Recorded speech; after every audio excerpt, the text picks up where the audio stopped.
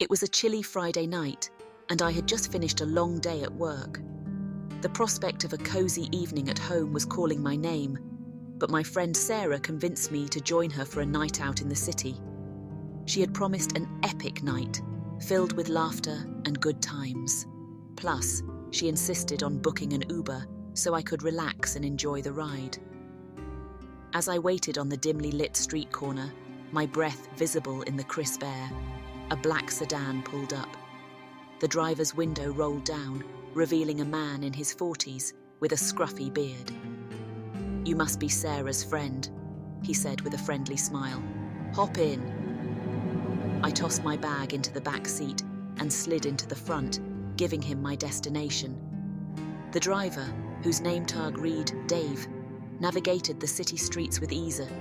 We made small talk about the weather, our favorite restaurants, and other mundane topics. Dave seemed like a nice enough guy, and my initial jitters about taking an Uber started to fade away. But then, things took a creepy turn. As we passed by a dilapidated building on the outskirts of town, Dave's demeanor changed. His smile vanished, and he began to mutter under his breath. At first, I thought he was talking on the phone, but his words grew louder and more sinister. I strained to make out what he was saying. "They're watching us," he whispered, his eyes darting to the rearview mirror. "Always watching." My heart raced, and I felt a shiver crawl up my spine.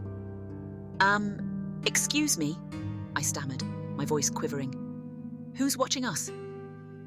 Dave turned his head slowly, his eyes now fixed on me with an unsettling intensity. "The shadows," he hissed. "They're everywhere, you know. You can't escape them." Panic surged through me as I glanced out the window, but all I saw were empty streets and the occasional streetlight flickering ominously. This was like something out of a horror movie, and I desperately wished I was back home in my cozy apartment. I tried to calm myself, thinking that Dave might be having a breakdown or some sort of episode. "Dave, are you okay?" I asked, my voice trembling. "Maybe we should pull over, and I can call for help." But Dave didn't respond. Instead, he continued to mutter about shadows and being watched. I was trapped in this moving nightmare, with no idea how to escape. As we neared our destination, Dave's behavior grew even more erratic. He swerved through traffic, narrowly avoiding collisions, and I clung to the door handle, my heart pounding in my chest. I desperately wished I had a phone signal so I could call the police or Sarah. Finally, we arrived at our destination, and I practically threw myself out of the car, gasping for breath. Dave stared at me with those haunting eyes, and I slammed the door shut, praying that he wouldn't follow me. I stumbled into the bar where Sarah was waiting and frantically told her what had just happened. She was shocked and immediately dialed the police while reassuring me that I was safe now. Within minutes, the police arrived and arrested Dave, who was still sitting in his car muttering about shadows. They told me that he had a history of mental illness and had recently stopped taking his medication. It seemed like the man had completely lost touch with reality. As the police took Dave away, I couldn't shake the feeling of dread that had settled over me during that horrifying Uber ride. It was supposed to be a simple trip, a night out with friends, but it had turned into a nightmarish ordeal. From that day on, I couldn't help but look over my shoulder, wondering if those shadows Dave had spoken of were lurking nearby, waiting to pounce. It was a chilling reminder that sometimes the scariest things aren't the monsters in movies, but the ones we encounter in real life. So, the next time you step into an Uber or any ride-sharing service, remember to stay alert and trust your instincts. You never know when a seemingly ordinary ride can take a terrifying turn into the unknown. It was a dark and stormy night, and I found myself alone in an old creaky house at the edge of town. The wind howled outside, rattling the windows and sending shivers down my spine. I had just moved in a few days ago, and this was my first night in the place. Little did I know, It would be a night I'd never forget. The house had always been a bit of an oddity in the neighborhood. It had stood there for as long as anyone could remember, its weathered exterior giving it an eerie, abandoned look. But when I saw the for sale sign in front of it, something drew me to it. Maybe it was the challenge of fixing it up, or maybe it was just the allure of owning a piece of history. As I lay in my creaky old bed, trying to get some sleep, I couldn't shake the feeling that I wasn't alone. It was as if there was someone else in the room with me, watching me from the shadows. I dismissed it as my imagination running wild, but I couldn't ignore the persistent feeling of unease. The clock on the wall ticked away, each second feeling like an eternity. And then, just as I was about to drift off, I heard it. A faint whisper, like a soft, raspy voice calling my name. Sarah. My heart skipped a beat, and I sat up in bed, scanning the room in the dim moonlight. There was no one there. I must have imagined it, I told myself. But then I heard it again, closer this time. Sarah. I was frozen in fear, unable to move or speak. The voice seemed to be coming from the corner of the room, near the old wardrobe. I watched in terror as the wardrobe door slowly creaked open, revealing a darkness that seemed to swallow everything. I wanted to scream, to run, but I couldn't. It was as if some invisible force held me in place. And then, from the darkness emerged a figure, a tall, shadowy silhouette with piercing, glowing eyes. It moved towards me, its movement slow and deliberate. Who are you? I managed to stammer, my voice trembling. The figure said nothing, but its eyes bore into mine, filled with a malevolence that sent chills down my spine. I felt a cold, clammy hand on my shoulder, and I knew I had to get out of there. Summoning every ounce of strength, I broke free from the invisible grip and leaped out of bed. I ran for the door, my heart pounding like a drum. But as I reached the hallway, I realized that the house itself was against me. The doors slammed shut, one by one, trapping me inside. Panic set in as I frantically searched for a way out. I heard the figure's sinister laughter echoing through the house, growing louder with each passing second. I had to find a way to escape this nightmare. I stumbled into the kitchen, my breath ragged. The windows were nailed shut and the back door was bolted from the inside. There was no way out. I was trapped. Just when I thought all hope was lost, I remembered the cellar. It was my last chance. I sprinted to the cellar door, flung it open, and descended the rickety stairs into the darkness below.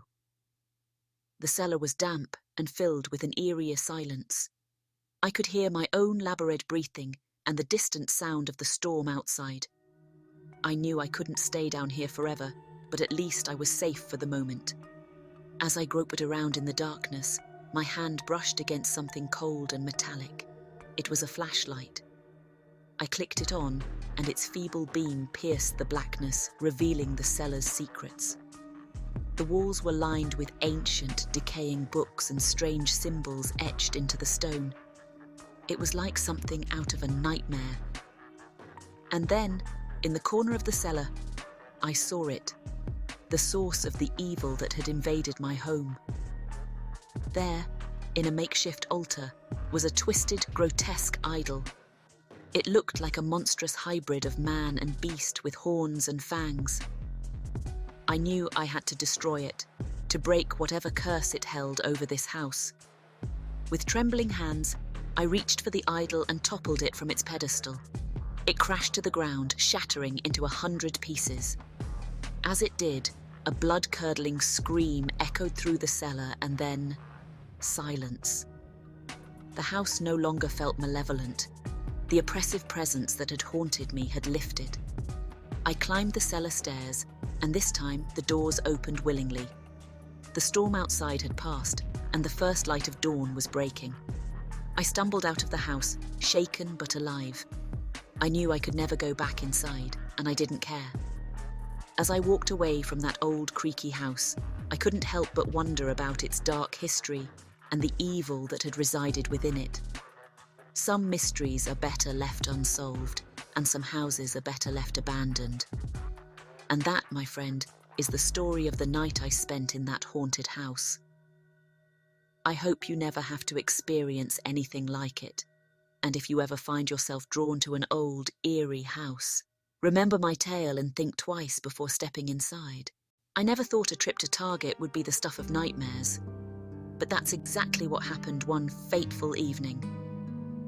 It was a typical Friday night, and I had run out of essentials: toothpaste, toilet paper, and a few snacks to get me through the weekend. So, like any responsible adult, I headed to my local Target. The store was brightly lit, and cheerful holiday decorations adorned the entrance. Nothing seemed out of the ordinary as I grabbed a cart and started browsing the aisles. As I strolled through the household goods section, I noticed an eerie silence that hung in the air. No chattering families, no crying babies, just an unsettling quiet. I chalked it up to the late hour and continued my shopping. After all, I was on a mission to get in and out as quickly as possible. I made my way to the health and beauty section, where I picked up a tube of toothpaste and a pack of razors. That's when I saw her. A young woman, maybe in her 20s, with long tangled hair and a tattered, oversized coat. She stood at the end of the aisle, staring intently at a display of shampoo bottles. I couldn't help but feel sorry for her. She looked lost and disheveled, like she hadn't slept in days. I decided to approach her, thinking maybe she needed some help. "Hey, are you okay?" I asked, my voice soft and concerned. She turned slowly to face me, her eyes sunken and devoid of any emotion. "I need to find it," she whispered, her voice barely audible. "Find what?" I asked, my curiosity piqued. "The key," she replied, her gaze never leaving mine. "It's the only way out." I was starting to feel uneasy. What kind of key was she talking about? Target was just a store, right? Before I could ask more questions, she turned and disappeared down the aisle. Shrugging off the strange encounter, I grabbed the items I needed and headed for the checkout. The eerie silence persisted, and I couldn't shake the feeling that something was off. As I approached the front of the store, I noticed that the checkout lanes were empty. No cashiers, no customers, just rows of unattended registers. I hesitated for a moment, wondering if I should just leave my items and get out of there. But I was already behind schedule and I didn't want to waste any more time. So I pushed my cart to the nearest self-checkout machine and began scanning my items. That's when I heard it. A faint, distant whisper. I couldn't make out the words, but it sent shivers down my spine. I looked around, trying to locate the source of the sound, but there was no one in sight. I hurriedly finished scanning my items and paid, desperate to leave the unsettling silence behind. But as I made my way toward the exit, I realized something was terribly wrong. The automatic doors that led outside were gone, replaced by rows and rows of identical aisles stretching endlessly into the distance. Panic set in as I retraced my steps, but every aisle seemed to lead to the same impossible sight, a never-ending expanse of Target shelves. My heart pounded in my chest as I frantically searched for an exit, any exit. But there was none to be found. The whispering grew louder, a cacophony of unintelligible voices that filled the air. I covered my ears in a futile attempt to block out the sound. I had to get out of here, had to escape this twisted nightmare. As I wandered the aisles, disoriented and terrified, I came across the young woman again. She was now standing at the end of an aisle, staring at me with those empty eyes. "You have to find it," she said, her voice a haunting echo. "The key to escape." I was beyond reasoning at this point. I needed answers, and she seemed to be the only connection to whatever madness had engulfed this place. What key? How do I get out of here? She slowly raised her hand and pointed down one of the endless aisles.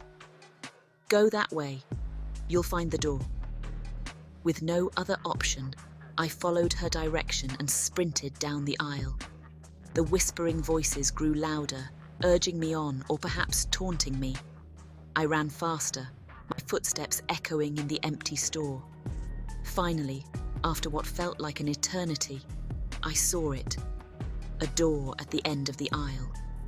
It was plain and unremarkable, but it was my only hope. I pushed through it and stumbled out into the night. I found myself back in the real world, gasping for breath in the Target parking lot. The store was there, just as it should be, with customers bustling in and out. I couldn't believe my eyes. I never did find out what that key was, or why I ended up trapped in that bizarre, never-ending Target. But one thing was certain. I would never look at a shopping trip the same way again. The next time I stepped into a store, I couldn't help but wonder what hidden horrors might be lurking just beyond the aisles.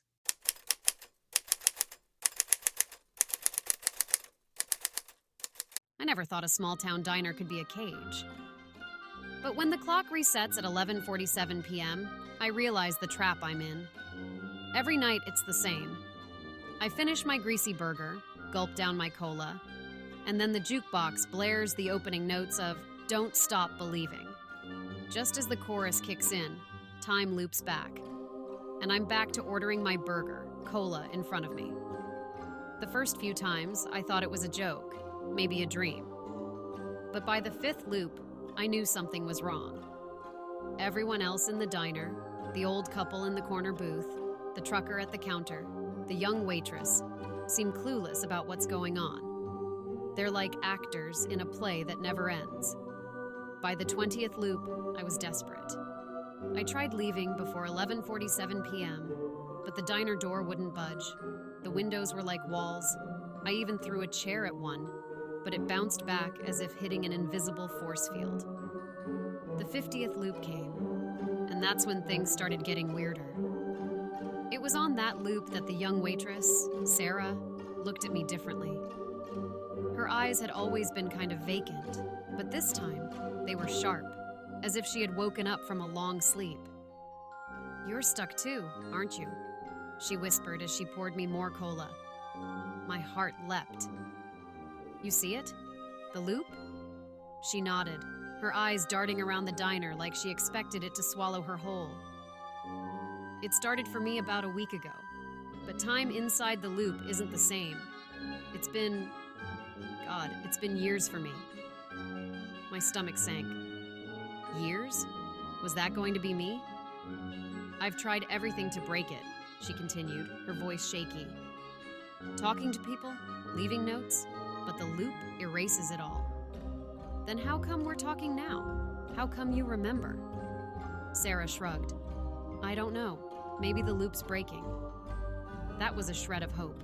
But before I could grasp it, the jukebox blared, "Don't Stop Believing," and 11:47 p.m. hit. The loop reset. The next loop was different. I waited for Sarah to come by, but when she did, her eyes were vacant again. It was like talking to a ghost. I panicked. Was I back to square one? But when loop 60 came, Sarah was awake again. "We need to break it," I told her. "We need to do something we've never done before." Sarah nodded. "I've tried mixing things up, doing things out of order, but it never works. The loop catches on." "Well, we gotta think bigger," I said, racking my brain for something, anything that might work. The clock was ticking, and 11:47 p.m. was closing in. We needed to act fast. Then, an idea hit me. "The jukebox," I said, my eyes widening. "What if we stop the song? What if we break the pattern there?" Sarah looked at me, hope in her eyes for the first time in what she said were years. "It's worth a try." We stood by the jukebox, coins in hand, ready to put in anything that wasn't Don't Stop Believing. But as we approached, we found that it was unplugged. The song was playing from nowhere. Sarah's face was drained of color. "I didn't know," she whispered. "I never checked." Just then, the clock hit 11:47 p.m., and everything reset. On the 70th loop, Sarah was awake again. This time, she looked frantique, broken. "I can't do this anymore," she said, her voice teetering on the edge of despair. "We can't give up," I urged her. "We need to figure this out. We need to break this damn loop." "I've been stuck for so long," she said, tears in her eyes. "Maybe this is hell. Maybe we're just stuck here forever." "No," I said, taking her hand. "We're getting out of here, both of us. Let's try talking to the others. Maybe together we can shake them out of it." We spent the entire loop talking, begging, yelling at the other patrons. But it was like talking to dolls. They were stuck in their roles, unable to break free. Finally, 11:47 p.m. came, and as the song reached its chorus, I closed my eyes, bracing for the loop. But then something happened. Silence. I opened my eyes. The diner was empty, and the clock was stuck at 11:47 p.m. I looked at Sarah, and she looked back, her eyes wide. Did we break it? We stepped toward the door, hand in hand, and pushed. It opened. We stepped out into the cool night air, gasping as if coming up for air after a long dive. For the first time in what felt like an eternity, we were free. But as we walked away, I glanced back at the diner. For a moment, just a moment, I saw figures inside, stuck in their same old seats. Were they still looping? I shuddered at the thought, but didn't look back. We had escaped, but I couldn't shake the feeling that the loop was still there, waiting for its next victim to walk through those diner doors. And every time I hear "Don't Stop Believing," my heart skips a beat, and I can't help but wonder if somewhere, in a forgotten corner of the world, it's still 11:47 p.m.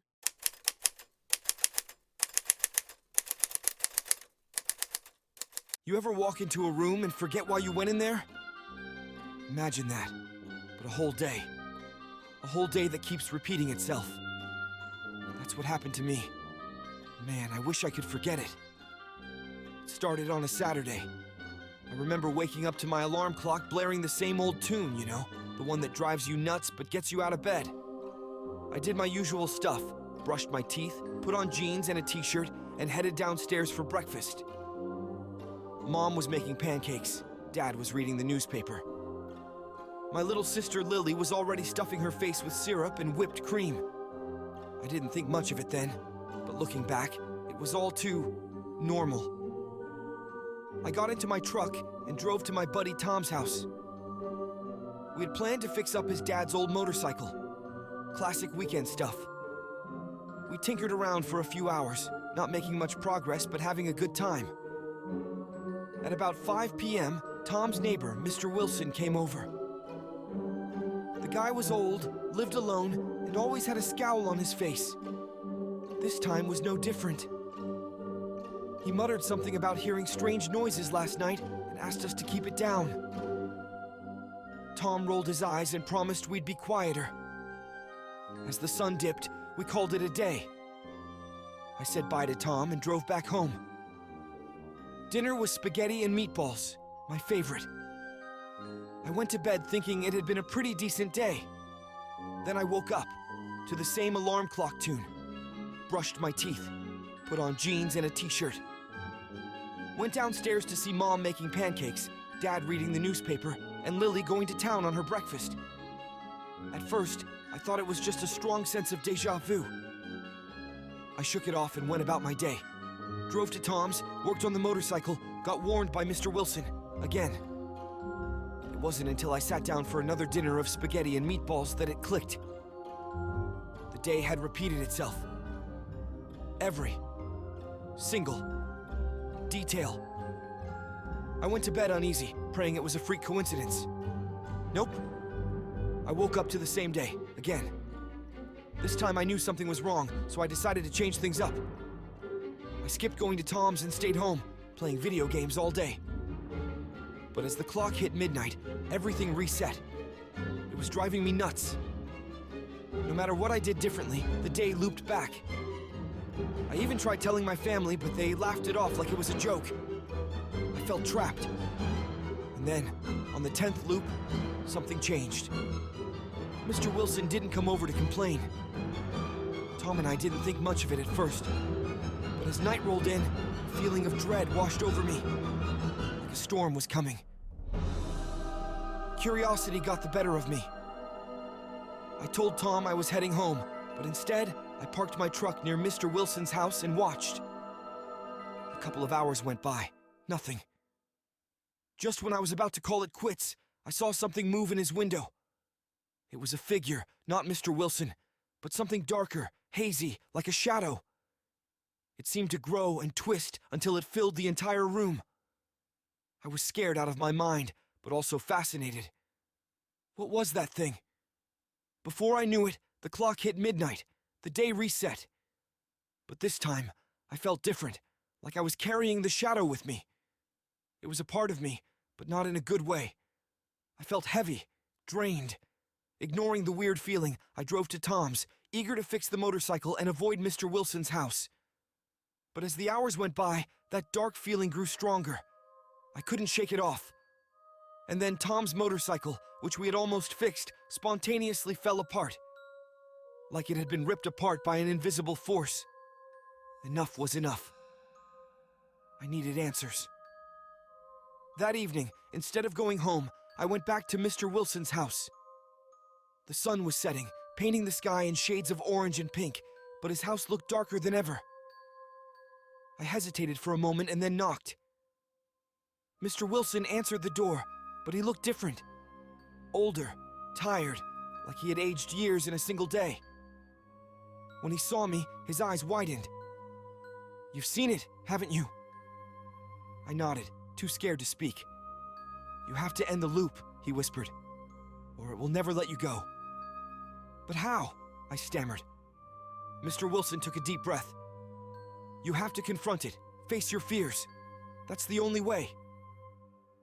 As if on cue, the shadow appeared behind him, this time bigger and darker. Before I could react, Mr. Wilson was swallowed by it, and then it came for me. I felt its darkness seep into my soul, weighing me down, pulling me in. I remembered Mr. Wilson's words. Face your fears. Gathering all the courage I had, I stared directly into the shadow, focusing on every good memory, every loved one, every happy moment I had ever experienced. And just like that, the shadow vanished. I found myself standing in my own living room, my family around me. But something was different. The date had changed. It was a new day. I had broken the loop. But the darkness? It still lingers, a haunting reminder of the loop on Maple Street. Now, every time the clock ticks closer to midnight, I can't help but wonder what would have happened if I hadn't broken free. Would I have been trapped forever? I guess I'll never know, and honestly, I don't want to find out.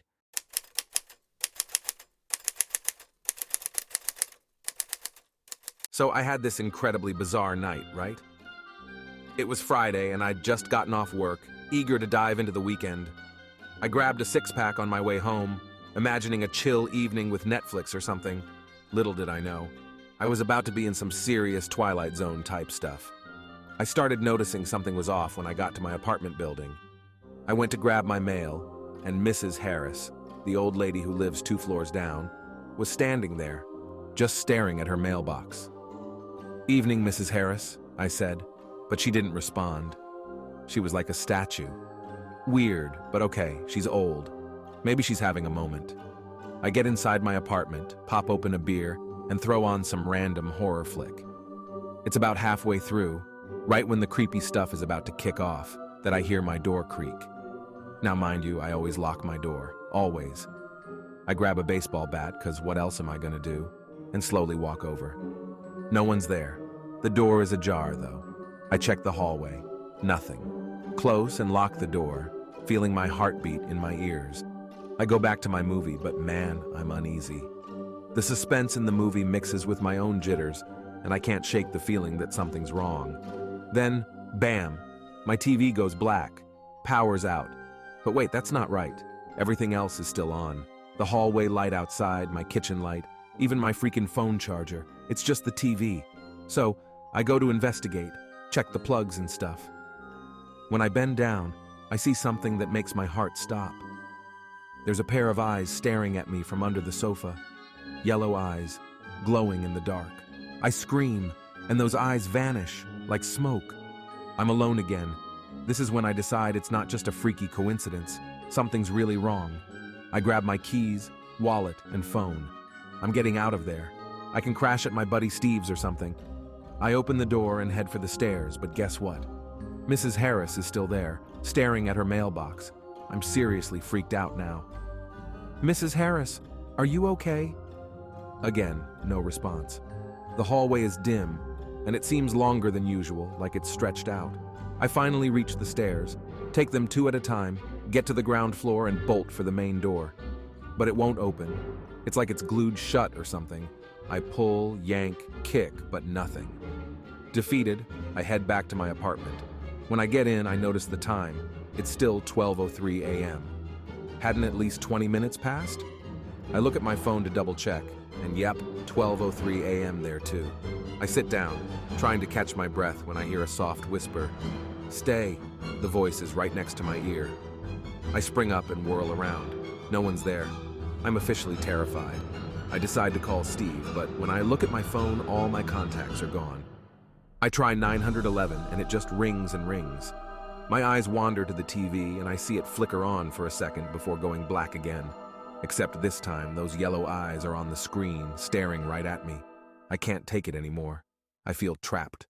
I look at the clock and it's still freaking 12:03 a.m. I yell, "What do you want from me?" Right then, I hear my door creak. Slowly it swings open and there, standing in the doorway, is me. An exact duplicate, smiling wickedly. "I want you to stay," he or I say. "Forever." Everything turns black. When I come to, I'm in my bed. I check the time. 12:03 a.m. I hear my door creak open, and a chill runs down my spine. The loop has started again. So, yeah, it's Friday night, and I just got off work. I'm not sure how many times I've lived this night, and I don't know how to make it stop. I'm trapped in a loop, and the other me, whatever it is, wants me to stay here forever. It's 12:03 a.m. again, and my door just creaked open. Wish me luck, okay? I'll need it.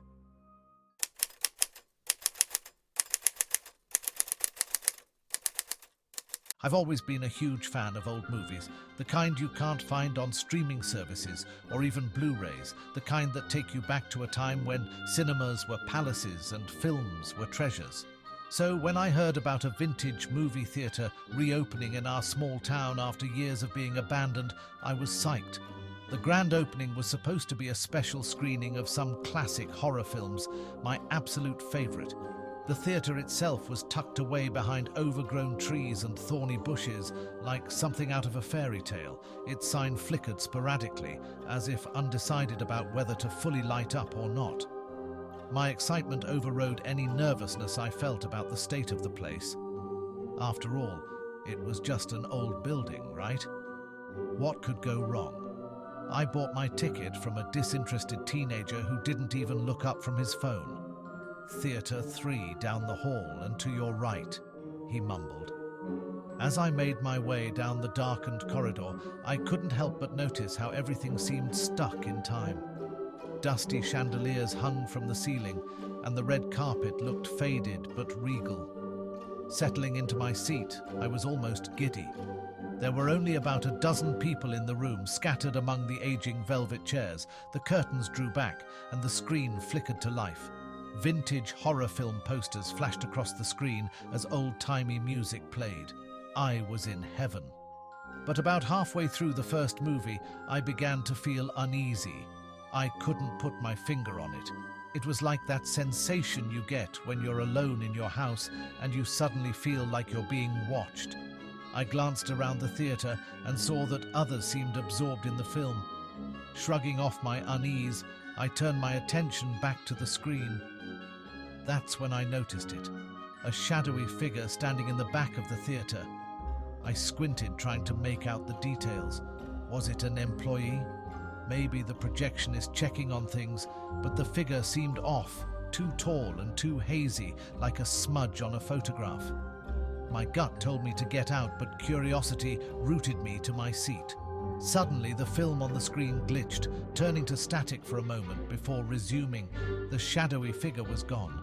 I sighed, chalking it up to my overactive imagination. Then the whispers started. At first they were soft, almost drowned out by the movie's dialogue, but gradually they grew louder, more persistent. I looked around, trying to figure out where they were coming from. That's when I realized the whispers seemed to be coming from the screen itself. "Look behind you," the whispers said, but the lips of the characters on the screen didn't move. The other moviegoers were still focused on the film, seemingly unaware of the eerie whispers. I felt a cold chill run down my spine. I wanted to run, but it was like my body was frozen. I could only muster the courage to slowly turn my head. My eyes widened with horror. The seats behind me were empty, but each had an old, faded photograph on it. Photographs of people, their eyes scratched out and mouths gaping in silent screams.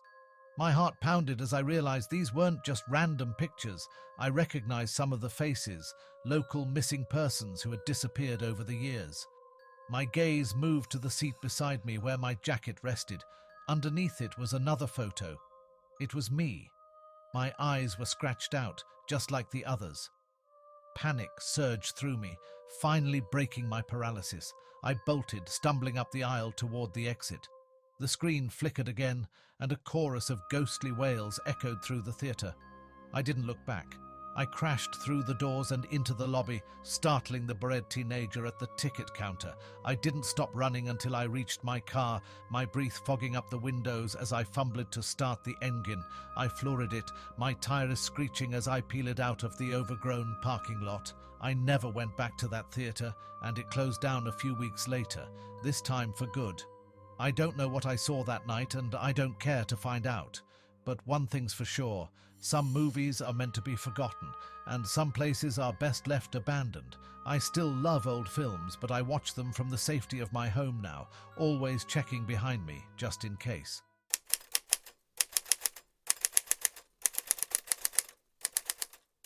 I never liked going to the movies alone, but when Sarah bailed on me last minute, I thought, why not? It was Friday night, and sitting at home watching Netflix sounded way too depressing. Riverview Theater was the place we usually hung out. It was old but had character. They showed a mix of new releases and classics. Tonight, it was some obscure horror film. Eclipse of the Soul, it was called. The cheesy poster showed a silhouette of a man standing in front of a full moon. Good enough for me. As I walked in, I noticed the place was almost empty. A couple in the back, a few teens in the middle, and an older guy sitting alone. I chose a seat at the side, trying to stay somewhat close to the exit. You know, just in case the movie was a total bore. The lights dimmed, and the projector flickered to life. The film started, its old-school charm immediately pulling me in. But as I looked around, I noticed something weird. Everyone else in the theater was eerily still, eyes wide open, staring at the screen like zombies. I shrugged it off at first. It's a horror movie, right? People get entranced. But as the plot unfolded, a guy being hypnotized to commit awful deeds, I couldn't shake off the feeling that something was off.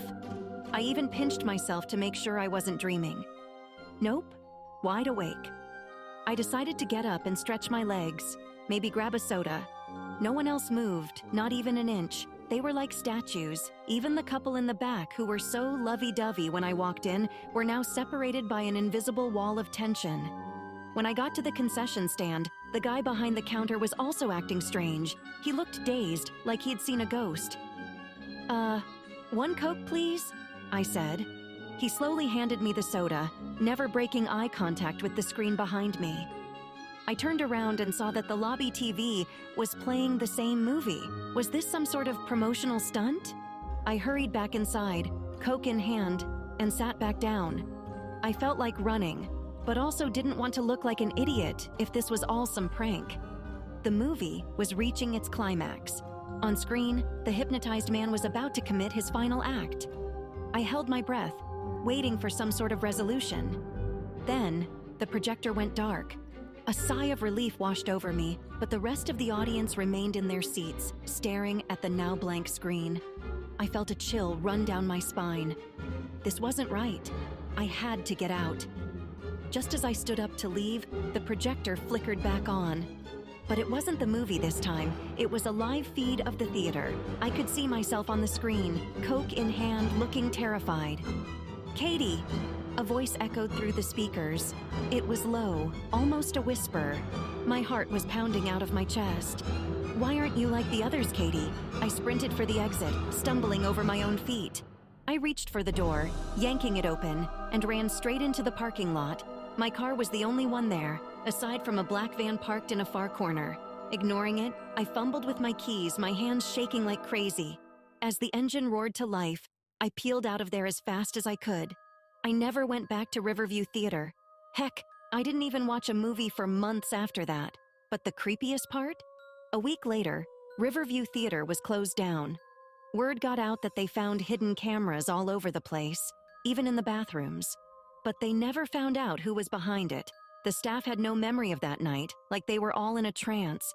Sometimes I still wonder what would have happened if I had fallen under that movie's spell. Would I be like the others, lost in some mindless void? I guess I'll never know, and that's what scares me the most.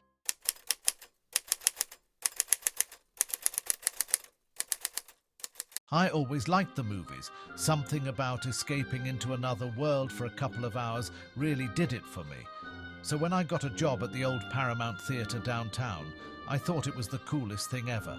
The Paramount was one of those old-timey theatres, you know?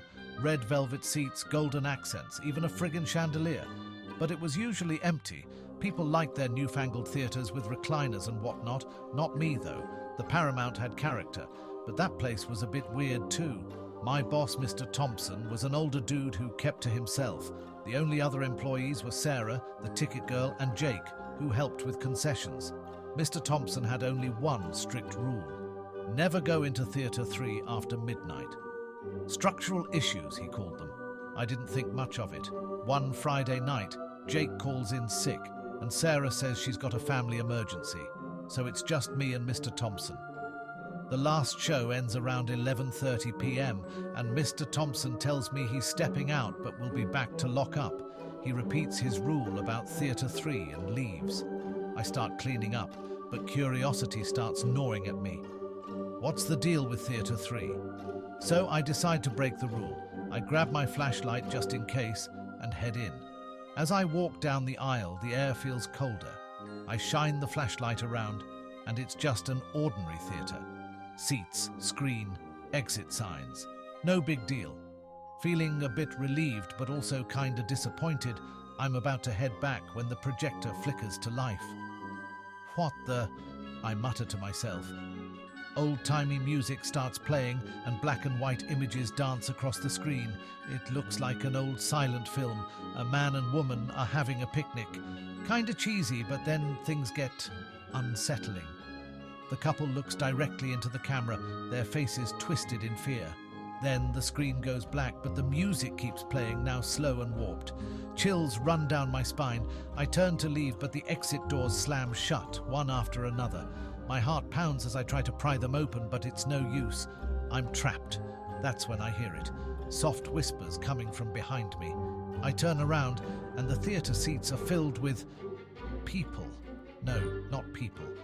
Shadows of people. Dark figures sitting in the seats, as if watching the film that's no longer playing. My flashlight flickers, then goes out. I'm in total darkness, the whispers growing louder, filling the room, coming from all directions. Then, suddenly, silence. The screen flickers back to life.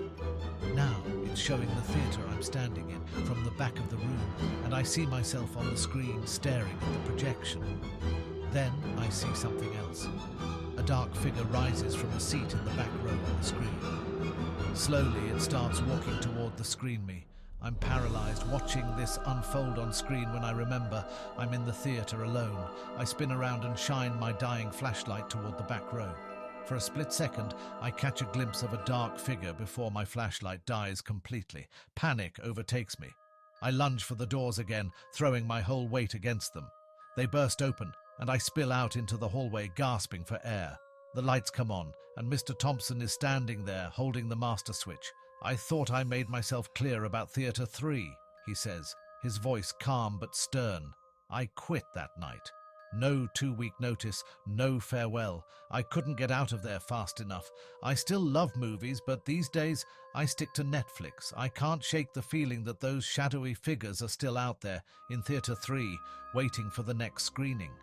And every time I pass the old Paramount Theatre, I can't help but wonder what might have happened if I had stayed in that room alone in the dark. So let this be a lesson to you. Some rules are better left unbroken, and some theatres are better left unvisited. As for Theatre 3, well, let's just say it's one show you don't want a ticket to.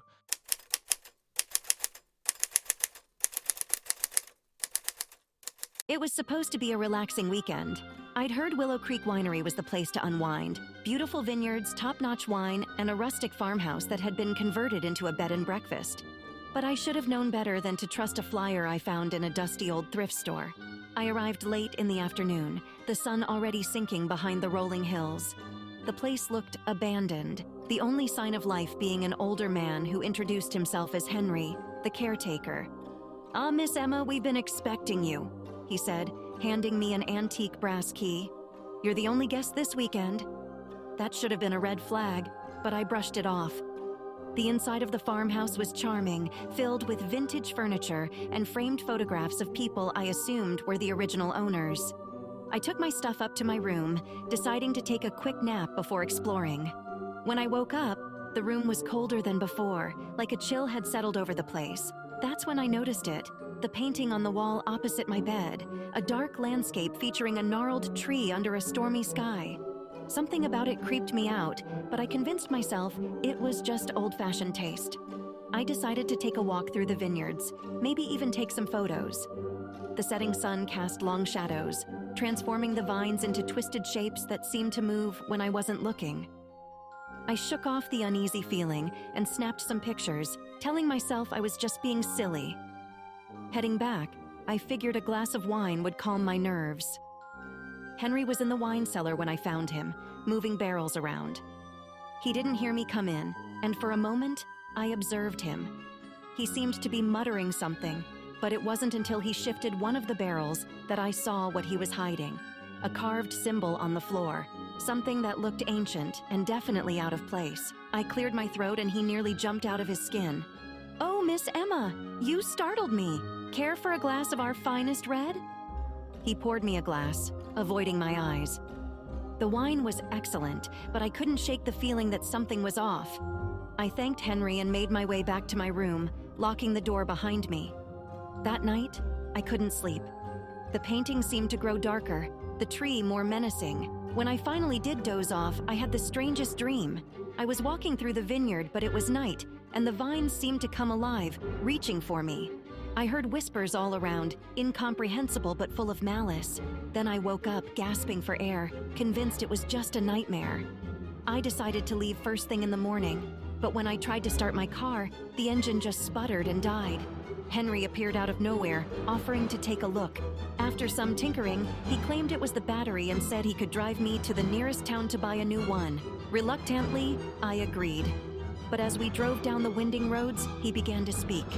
"This land has been in my family for generations, but it's not like any other vineyard. The soil is cursed, you see. We've tried to appease it, keep it at bay, but it demands more."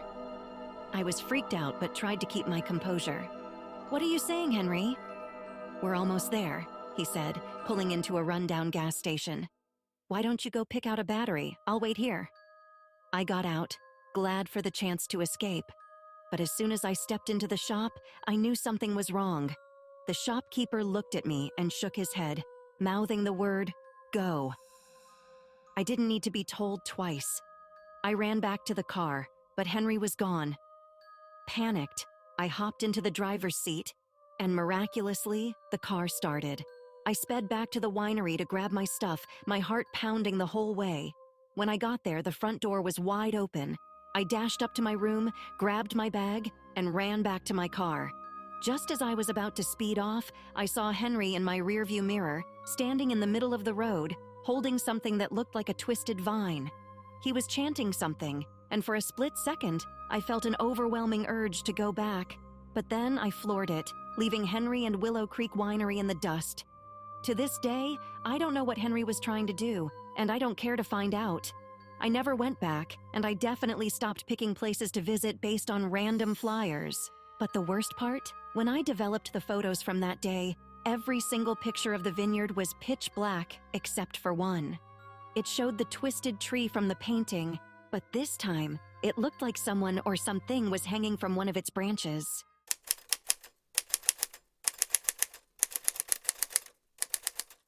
Man, I can't even begin to tell you how stoked I was when Rob suggested a weekend getaway at Hollow Vineyard.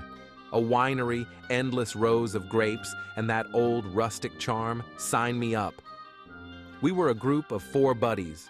Me, Rob, Sarah, and Mike. We'd known each other since high school and had been through thick and thin. This was supposed to be a chill break from our hectic lives. The drive was smooth and filled with laughter. Sarah even made a playlist that she proudly called Winery Vibes. We arrived at sunset. The vineyard looked like a postcard, all bathed in that golden hour glow.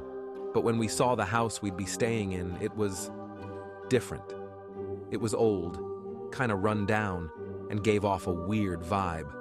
Rob noticed our hesitant faces and said, "Come on, guys, it's just for a couple of nights. It'll be fun."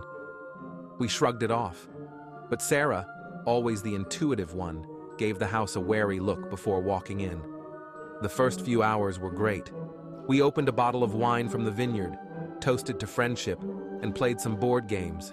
Yet, every now and then, I'd catch a draft of cold air, or hear a creak that didn't quite fit with the house settling. Sarah and Mike felt it too. Only Rob seemed oblivious, lost in the adventure of it all. "Hey guys, let's take a night stroll through the vineyard. It'll be like a real adventure," Rob suggested. It was a clear night, and the moon was full. We all agreed, put on our jackets, and grabbed some flashlights. As we walked, the vineyard looked surreal under the moonlight, like a maze of dark, twisted vines. We were about 10 minutes into our walk when Mike, who was leading us, suddenly stopped. "Hey, do you guys hear that?" We listened. There was a faint whispering, a rustling among the grapevines, as if they were sharing secrets with the wind. Sarah clutched my arm. "Let's go back," she said. "Yeah, man, this is kind of freaking me out," I agreed. But Rob laughed. "You guys can't be serious. All right, you can head back if you want. I'm going to keep exploring."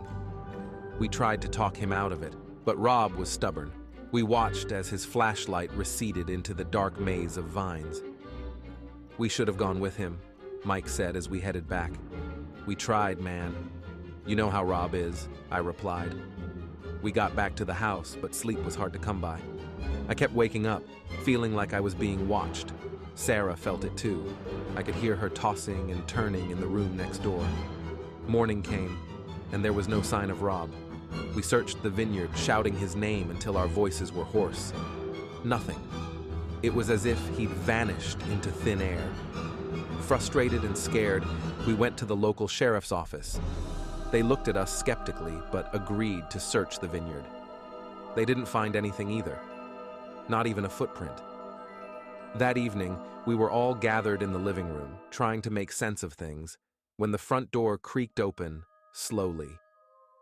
In walked Rob, covered in dirt and leaves. "Where have you been, man? We've been freaking out!" Mike yelled. Rob looked different, his eyes empty. "I don't know," he mumbled. "I can't remember." None of us wanted to stay another minute. We packed our bags and left, vowing never to speak of this weekend again. Weeks later, Sarah called me. "Have you talked to Rob?" "Not since that weekend." "Why?" "He's acting strange, distant, and he's been going back to that vineyard every weekend." As she said this, a chill ran down my spine. Something happened to Rob that night, something we didn't understand.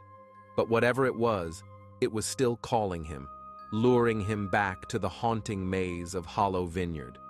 And the scariest part? Sometimes, late at night, I can still hear the vines whispering, like a distant echo in my mind, and I wonder what secrets they hold. What did they show Rob? And what would have happened if we'd all stayed that night? All I know is that I'm never going back to find out.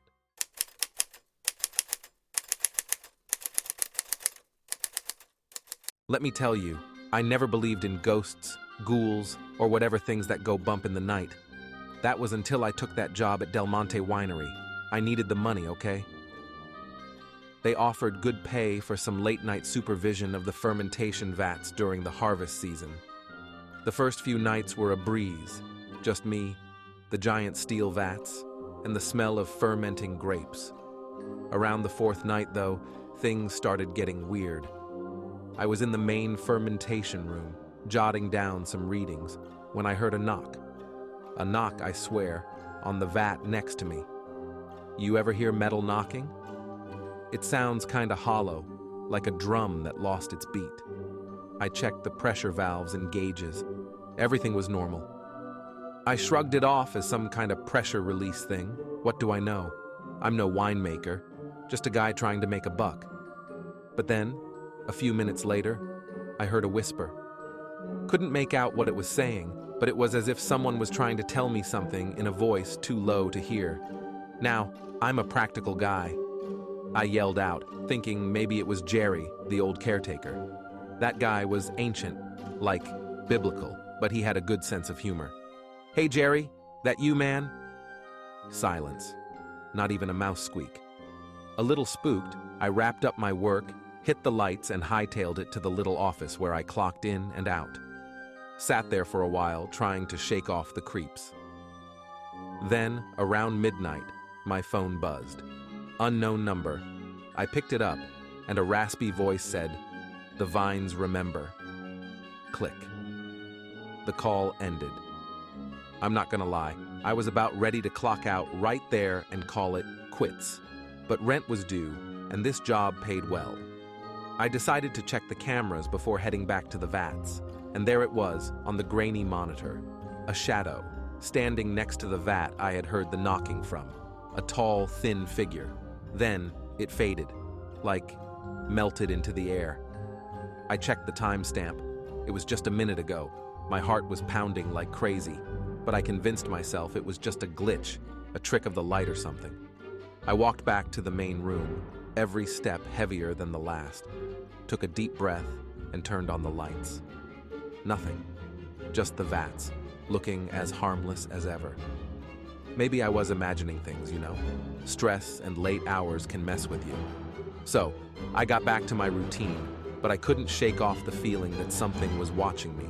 It was getting late, or early, depending on how you look at it, and I was wrapping up when I heard a loud crash from the storage room, like glass shattering loud.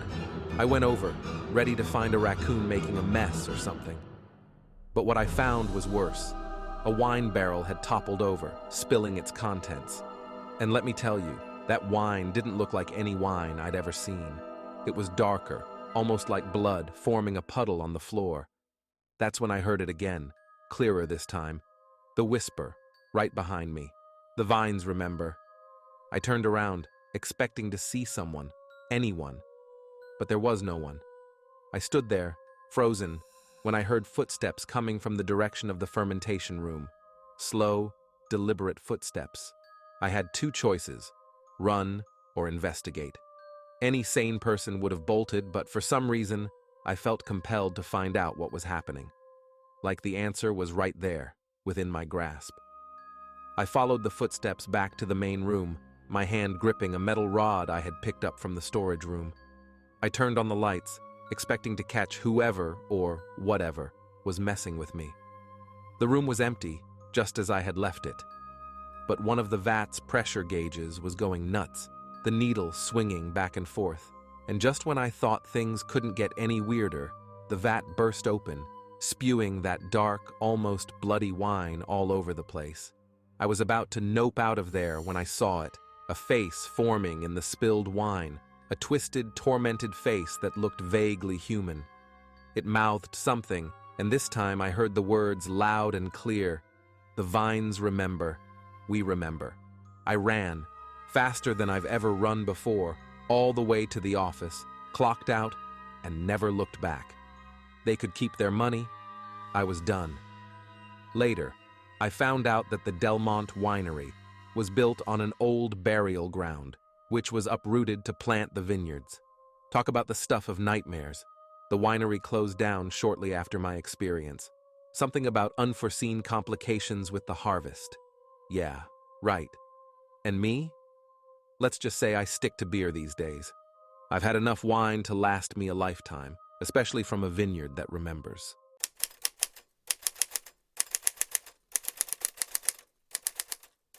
I still can't believe I let them talk me into this. It'll be fun, they said. It's just an old hospital, they added. What's the worst that could happen? Well, how about getting lost in a maze of decaying halls and spooky rooms? Yeah, that's the worst that could happen. And it happened to me. It was midnight when we snuck into the old hospital. Jack, Emily, and I squeezed through a broken window at the back of the building, flashlights in hand. The place had been abandoned for years. Word around town was it had some pretty haunted history. Nurses vanishing, weird sounds, you know the drill. We were joking around, laughing at the creaks and groans of the building. Jack was filming the whole thing on his phone, planning to post it online. Emily was more into the historical aspect, pointing out faded murals on the walls and weird medical instruments left behind. About an hour in, we found the elevators. Jack dared us to try one. The doors were slightly ajar, revealing the dark inside. My gut screamed, "Don't do it!" But I couldn't let Jack and Emily think I was chicken. Emily pulled an old lever near the doors, and I couldn't believe it. The elevator jolted to life. The doors slammed shut, and we started going up. "It's taking us to the 7th floor," Emily noticed, staring at the flickering numbers. "That's weird. I thought this place only had 6 floors." The elevator finally stopped, and the doors creaked open. We stepped out, and it was dark, like really dark. Our flashlights seemed to barely make a dent in it.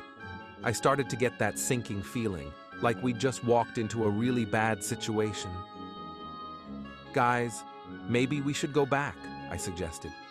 "No way, man. Look at this place," Jack said, shining his flashlight around.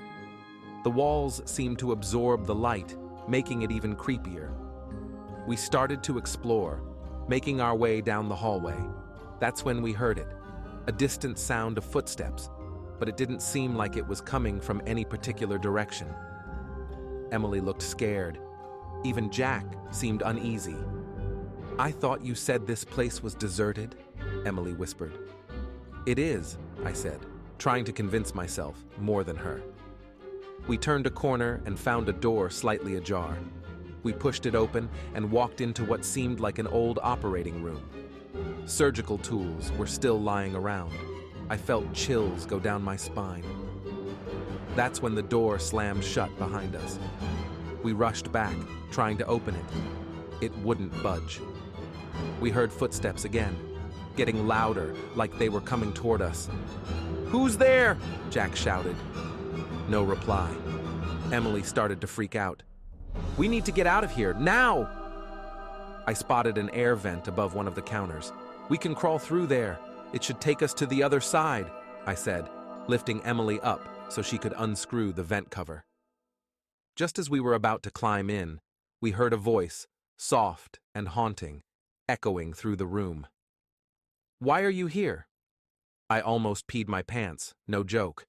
We scrambled into the vent, not caring to see who or what had spoken. We crawled as fast as we could, and finally, the vent opened into another corridor. We jumped down and ran, not stopping until we found the elevators again. Emily pulled the lever, and miraculously, the elevator came back to life. We piled in and descended, holding our breath until we reached the ground floor.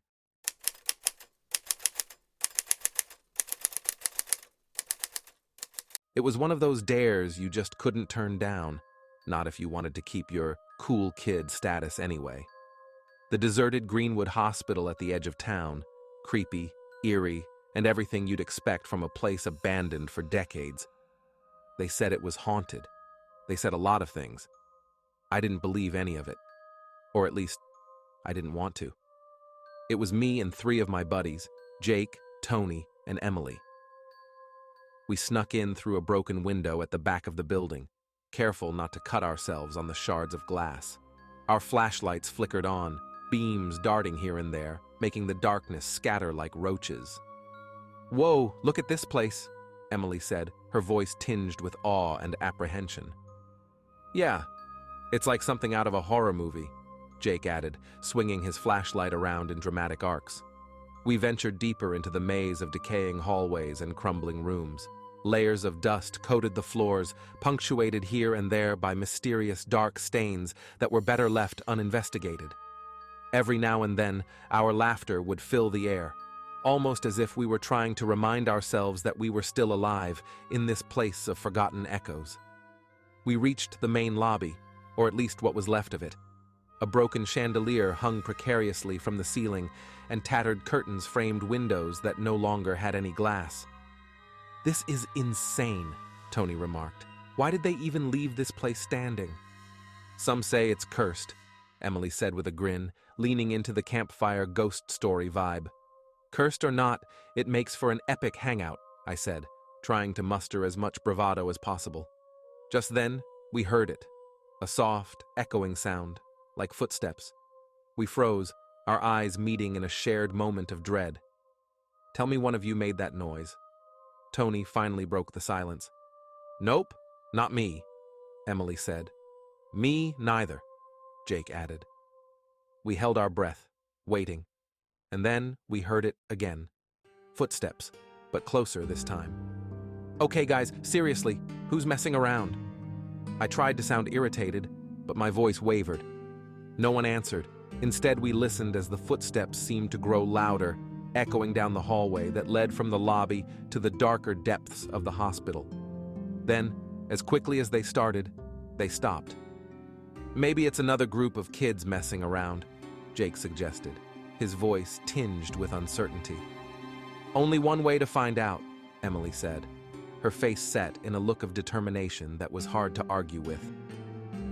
We moved cautiously down the hall, our flashlights sweeping across peeling paint and faded signs that pointed the way to long-abandoned wards. The footsteps had stopped, but now a new sound filled the air, a sort of low, mournful moaning that seemed to reverberate from the very walls themselves. "That can't be the wind," Tony said, his voice barely above a whisper. "No, it can't," I agreed. We reached a heavy door, its surface marred by years of neglect. It was labeled Operating Theater. "Who wants to do the honors?" Emily looked at us, a half smile on her face. Before any of us could answer, the door creaked open on its own, as if pushed by an unseen hand. "Okay, that's it, I'm out," Tony announced, turning to leave. "No, wait, we've got to see this through," Emily insisted. "See what through? Getting ourselves killed?" Tony was already walking back down the hallway, his flashlight bobbing up and down with his steps. "We can't just leave," Jake said, torn between loyalty and fear. "Then let's go," I said, surprising myself with my own resolve. We stepped into the operating theater. The room was empty, save for an old, rusted operating table in the middle. Above it, a shattered surgical light dangled from the ceiling. "See? Nothing here," I said, almost disappointed. Just then, the door slammed shut behind us with a deafening bang. We whirled around, our hearts racing. We were not alone. A shadow moved in the corner of the room, flickering in and out of sight like a glitch in reality. As it moved closer, the air seemed to grow colder, the moaning sound now a palpable force, pressing down on us. "I want to leave. Now." Emily's voice was trembling, her flashlight aimed at the approaching shadow. "I second that," Jake said, pulling on the door handle. It wouldn't budge. The shadow was almost upon us, its form becoming more defined as it drew near. It looked almost human, but not quite. Something was terribly wrong. Suddenly, the room was filled with blinding light. Tony had returned, his flashlight beam cutting through the darkness like a sword. The shadow recoiled, shrinking back into the corners of the room. "Let's get out of here!" Tony yelled, and we didn't need any more encouragement. We bolted for the door, which now swung open easily. We ran down the hallways, retracing our steps as best as we could, each turn and each corner a blur of fear and adrenaline. Finally, we burst out into the open air, breathing hard, our bodies soaked in sweat. We didn't stop running until we reached the edge of the hospital grounds, where the broken window served as a gateway between two worlds, one dark and forgotten, and one vibrantly, wonderfully alive. We never spoke of it again. Not really. Some things are too terrifying to put into words, too real to be dismissed as mere imagination.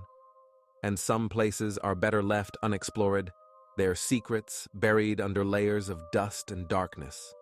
Greenwood Hospital was one of those places, and we were just lucky enough to get out with our lives and our sanity intact. I woke up, my head pounding like someone had played drums on my skull. The room was cold, so cold I could see my breath fogging up in front of me. I was in a hospital bed, the sheets all tangled around me like a cocoon. But where was everybody? "Hello? Anybody there?" I yelled, pulling the sheets off me and stepping onto the ice-cold floor. It felt like winter, even through my socks. A chill ran down my spine, but not just because of the cold. Something felt off, wrong. I pushed open the door to my room and stepped out into the hallway. The fluorescent lights flickered overhead like in one of those horror movies. I started to walk, my steps echoing in the empty corridor. Doors lined both sides, but they were all closed. No nurses, no doctors, no other patients. Just a deafening silence. After what felt like forever, I found the front desk. Empty. Papers scattered everywhere, phones off their hooks, and a layer of dust like nobody had been here for a long time. I tried the doors to the outside, but they wouldn't budge. It was like they were glued shut or something. Okay, now I was starting to freak out. I headed back into the maze of hallways, my mind racing. I needed to find someone, anyone. That's when I heard it. A faint whisper from behind one of the doors. Room 207. Without thinking, I pushed open the door. The room was dark, the curtains drawn tight. "Hello?" I said, my voice trembling. The whisper turned into a low laugh. My eyes started to adjust to the dark, and that's when I saw her, a little girl in a hospital gown, standing in the corner of the room. "Who are you?" I stammered. "Come play with me," she said, her voice icy cold. "I need to find a way out of here," I replied, my heart pounding in my chest. The girl giggled. "There's no way out. Not for you, not for me." I bolted, slamming the door behind me and running down the hall like my life depended on it. Because maybe it did. I rounded a corner and skidded to a halt. There, in the middle of the hallway, was a wheelchair, rocking back and forth on its own. Nope. Nope. Nope. I turned and ran the other way. I didn't care where I was going, as long as it was away from that room and that wheelchair and that creepy little girl. I found a staircase and took the steps, 2 at a time, my breathing heavy, my legs aching. I reached another floor and burst through the door, nearly tripping over my own feet. This hallway was different. The walls were peeling, the lights were dimmer, and there was this smell, like mold and something else I couldn't put my finger on. And then I saw it. Ward 13.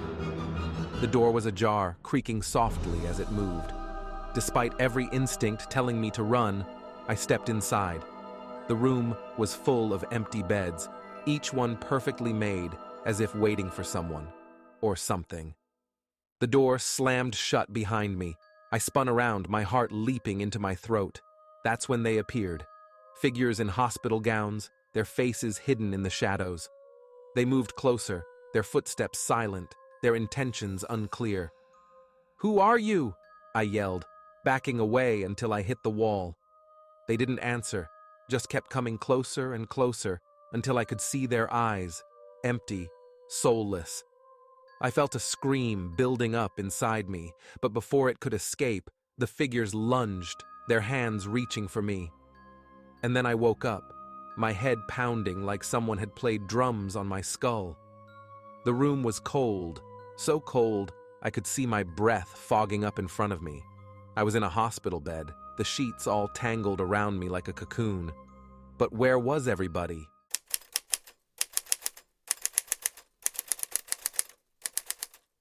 I never should have gone into the woods that night. But when you're young, you feel invincible, like you've got all the answers. My buddies and I had been joking about the old forest at the edge of our small town. People said it was haunted or something. Naturally, we decided to check it out, just for kicks, you know? The sun had just dipped under the horizon when we hopped the fence and entered the forest. Tom, Jenna, and Mark, my best friends since childhood, were all grins and laughs. We had flashlights, but it was still hard to see. Trees loomed like giants, casting weird shadows all around. The deeper we went, the quieter it got. No sounds of cars, no barking dogs, just us and the forest. As we moved deeper, Jenna pulled out her phone and started filming. "Gonna make us YouTube famous," she giggled. That's when we saw it. A circle of stones ahead, surrounded by weird markings on the ground. The air felt heavy, like it was full of static electricity. I couldn't explain it, but I felt uneasy. "Guys, maybe we should head back," I said, my voice shaky.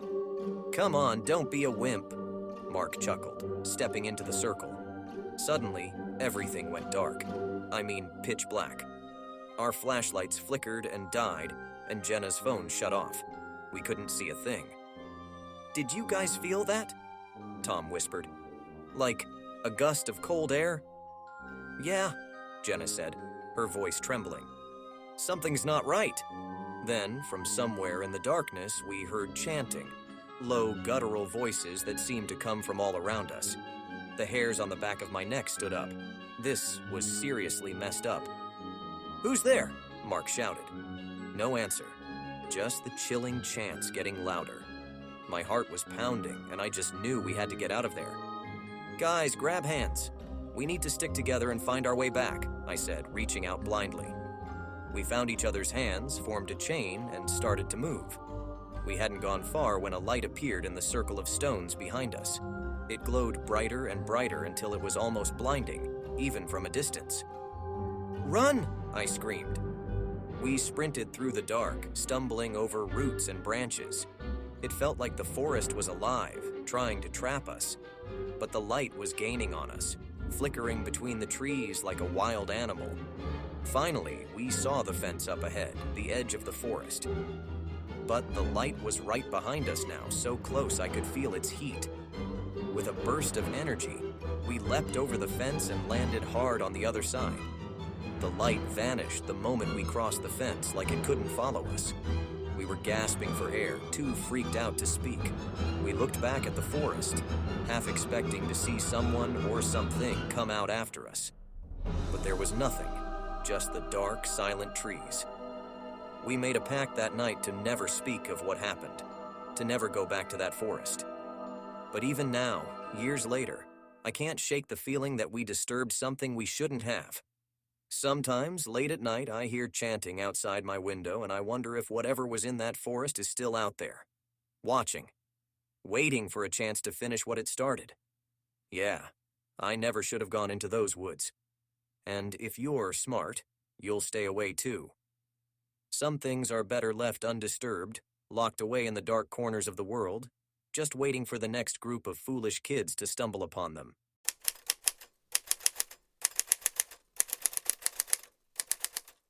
I've always been the adventurous type. You know, the one who would always dare to step off the beaten path just to see where it led. So, when we moved to the small town of Mistwood, the endless stretch of forest behind our new house was like an unopened treasure chest.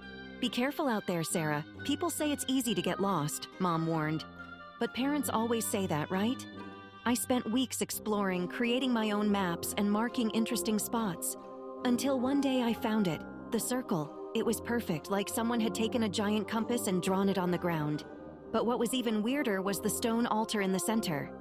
Now, I've seen enough movies to know that stumbling upon a stone altar in the middle of a forest isn't exactly a good sign. Still, curiosity got the better of me. That evening, I mentioned it to Mr. Johnson, the old man who lived next door. His face went pale as soon as the words left my mouth. Some things are better left alone, young lady, he mumbled, quickly changing the subject. So, obviously I had to go back. I mean, wouldn't you? I told myself that I'd just take a few pictures, maybe look for some clues about who put it there. The sky was overcast that evening, the forest darker than usual. I'd brought a flashlight, but somehow I didn't want to turn it on. The circle was easy to find, almost as if it was calling me. The altar seemed different, though. The stones looked darker, almost charred. Had someone been here? I was pondering this when I heard it. A soft chant in a language I couldn't understand. My heart pounding, I crouched behind a tree. Through the gaps in the foliage, I saw them. Hooded figures forming a circle around the altar. They had candles, and the flickering light gave their robes an eerie glow. The chant grew louder, filling the air with a sense of dread that clung to me like a second skin. Should I run? Should I call for help? Thoughts raced through my mind, but my body wouldn't move. Then one of the figures stepped into the center of the circle. He, or she, I couldn't tell, held up a small object that glinted in the candlelight. And then they saw me. I don't know how, but they did. All at once, their heads turned in my direction. Time seemed to freeze. I bolted, my legs suddenly springing to life, carrying me faster than I'd ever run before. I heard them behind me, their footsteps heavy and relentless. I couldn't see. I couldn't think. I could only run. Trees, rocks, everything was a blur. And then I tripped. As I tumbled to the ground, my flashlight flew out of my hand and smashed against a tree. I was plunged into darkness. Scrambling to my feet, I waited for them to grab me. But nothing happened. No footsteps, no chants, just the wind rustling through the trees. I took a deep breath, my heart still racing. I finally turned on my backup flashlight and made my way back home, stumbling more than once. When I got there, I locked all the doors and windows, as if that would keep out whatever I'd seen. I never told anyone about that night. Who would believe me? But I also never went back to that circle. Some things are better left alone after all. Days turned into weeks, and life in Mistwood went on. But things were different. The forest no longer felt inviting. It felt like a dark void that I didn't dare explore. Even Mr. Johnson started avoiding me, as if he knew what I'd seen. Then one day, I found it. On my doorstep, just sitting there. A small object glinting in the morning light. It was a locket, old and tarnished. Inside was a picture of a girl, but her face was scratched out, unrecognizable. I threw it into the deepest part of the river that ran through the forest, watching as the water swallowed it whole. But I knew deep down that it wasn't over. That circle, those people, they're still out there, and they know who I am. Sometimes, when the night is dark and the wind howls through the trees, I can still hear the chanting, soft but clear, and I know that they're calling me, that they've marked me as one of their own. I try not to listen, but some nights the curiosity burns brighter than the fear. I haven't gone back, not yet, but the forest is still there, waiting, and so are they.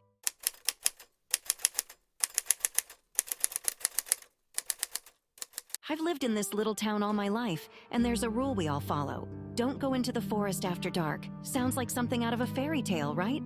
But no one ever questioned it. It was just something we knew, like knowing the sky is blue. But curiosity's a strong thing, you know? One night when the moon was full and the stars seemed brighter than usual, I got this itch. I had to know what was in there, why we weren't supposed to go. So I put on my boots, grabbed a flashlight, and snuck out of my house. Yeah, not the smartest thing I've ever done. The forest was different at night. The trees seemed taller, like they were reaching for something, and the air felt thicker, as if it was hiding secrets. I kept walking, my heart thumping in my chest like a drum. There was something electrifying about being where I wasn't supposed to be. And then I heard it. Voices whispering from deep within the forest. I froze, listening. The words were hard to make out, but they sounded rhythmic, like some kind of chant. My curiosity took over again. I had to see who it was. The flashlight's beam danced on the trees as I moved deeper into the forest, each step feeling heavier than the last. My gut was telling me to turn around, but I just couldn't. Finally, I reached a clearing, and what I saw made my blood run cold. A group of people stood in a circle, all wearing dark robes with their hoods up. In the center of the circle was an altar made from logs, and on it lay something, I couldn't see what, covered with a cloth. The people were still chanting, their voices low but urgent. My hands were shaking so bad, I almost dropped the flashlight. I wanted to run, scream, do anything but stand there. But it was like my feet were glued to the ground. Suddenly, one of the figures stepped forward and raised their arms. The chanting stopped. The hood was lowered, and I gasped. It was Mrs. Thompson, my high school English teacher. Her eyes met mine, and for a second, I saw a flicker of something. Fear, maybe, before her expression hardened. "What do we have here? A curious little mouse," she said, her voice dripping with disdain. The other figures turned towards me, lowering their hoods. I recognized them all, people from town, even some from my church. My head was spinning. None of this made any sense. Mrs. Thompson walked over to the altar and pulled away the cloth, revealing a small wooden box. She opened it, and a chilling wind swept through the clearing. I couldn't see what was inside, but I didn't want to. Every fiber of my being was screaming at me to get out of there. "You've disrupted a sacred ritual, my dear," she said, walking towards me. "We can't let you go, knowing what you know." I snapped out of it. My feet finally obeyed me, and I turned to run. But the group was quick. They started chanting again, this time louder, angrier. I felt a force pulling me back, my body growing heavier with each step. But I fought it, pushing myself to keep going. Branches whipped my face as I ran through the forest, my breath coming in ragged gasps. I didn't stop, didn't look back until I burst through the trees and into the open. My house was just ahead. I could make it. I reached my front door, threw it open, and slammed it shut behind me. I was shaking, tears streaming down my face. My parents came running, concern turning to horror as I blurted out what had happened. We moved shortly after that night. Mom said it was for a job opportunity, but I knew better. We never talked about it, like it was a bad dream we all wanted to forget. But sometimes, when the moon is full and the stars are bright, I feel that itch again. An urge to go back, to confront them, to get answers. But then I remember the look in Mrs. Thompson's eyes and the voices in the forest. And I think, maybe, some secrets are better left alone.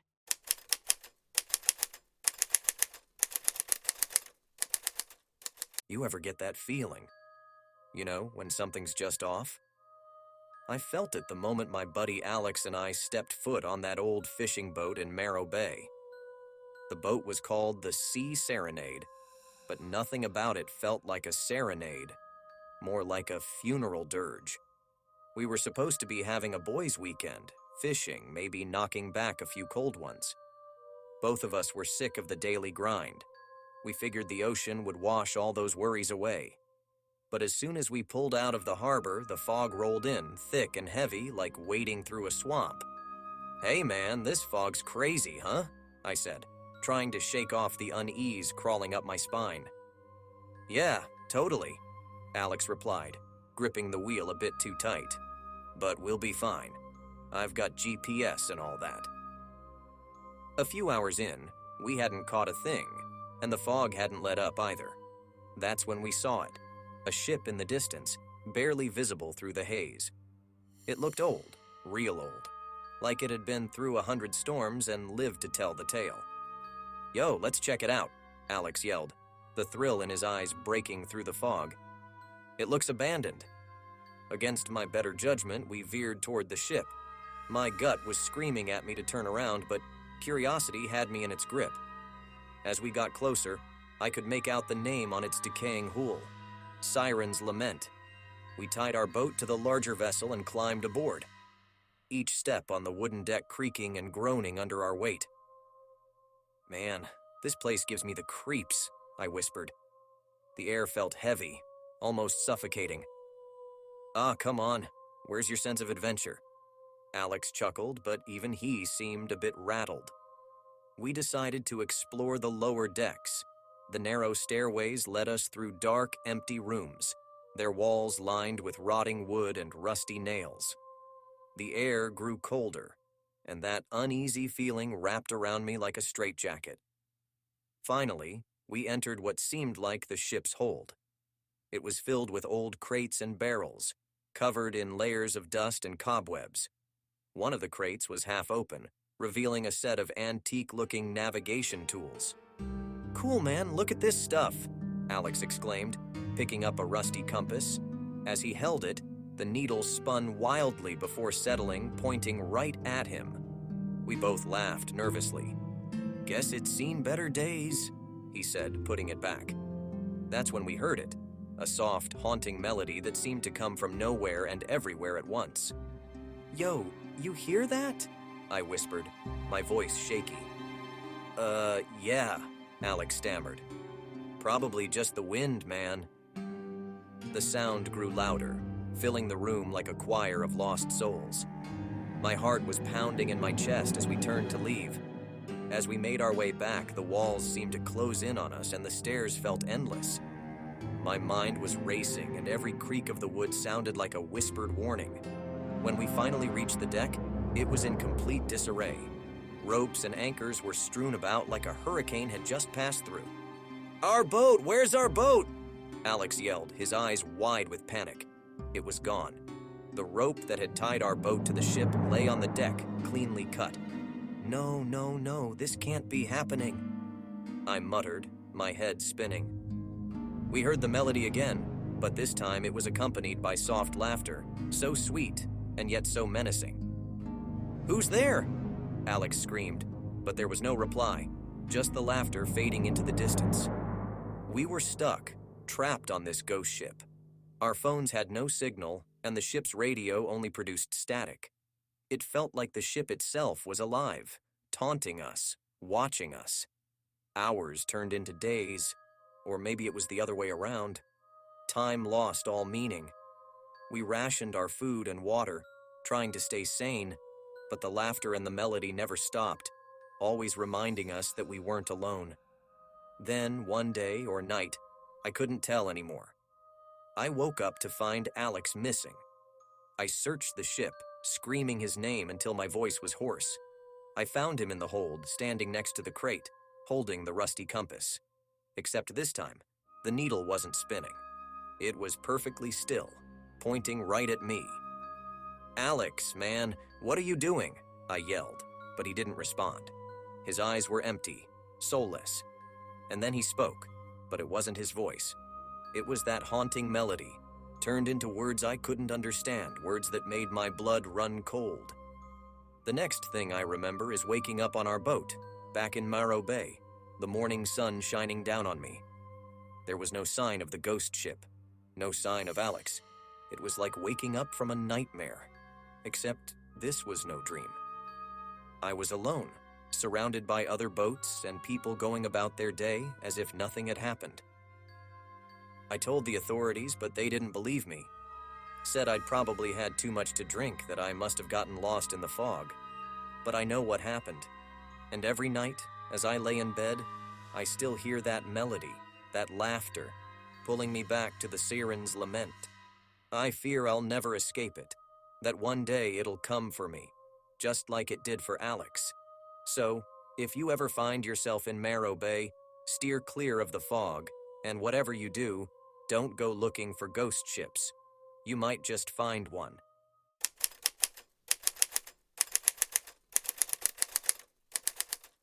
Let me tell you about the scariest night of my life.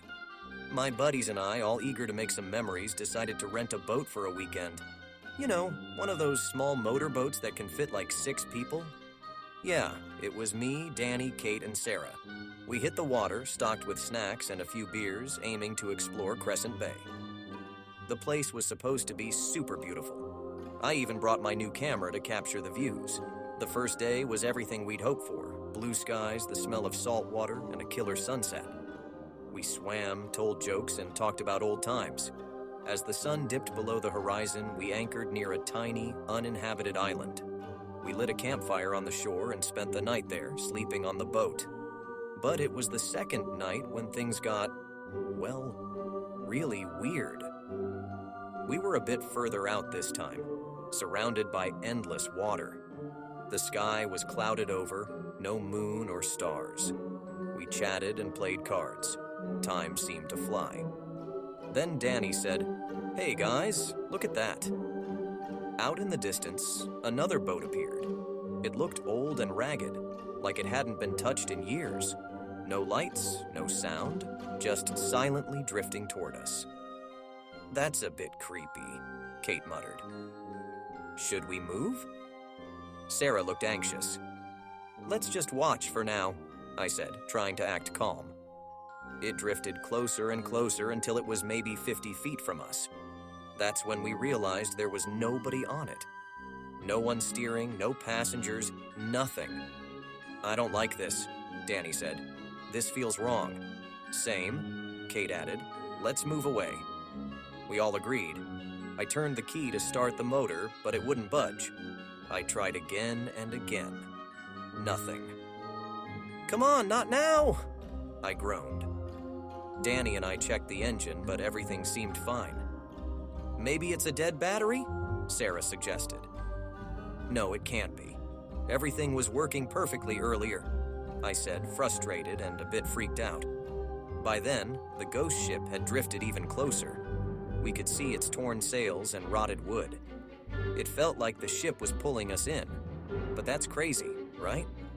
Then, out of nowhere, we heard laughter. Not the kind that makes you feel good inside. It was chilling, echoing across the water. "Okay, that's it. We need to leave," Danny said, his eyes wide. I felt it too, the urgency, like we were running out of time. I gave the motor one last desperate turn. Miraculously, it roared to life. "Finally!" Kate sighed in relief. We sped away, but when I glanced back, the ghost ship was following us. It didn't make any sense. There was no one on it to steer, and it had no visible engine. But it was gaining on us. Danny grabbed an emergency flare gun. "Should I shoot it at the ship?" "Will that even do anything?" Sarah asked, gripping the sides of our boat. "We have to try," I said. Danny shot the flare. It whizzed through the air and hit the ghost ship, setting it momentarily ablaze. The laughter we'd heard earlier grew louder, now turning into what sounded like angry shouts. But the ship kept coming, fire or not. "I have an idea," Kate said, reaching for the anchor.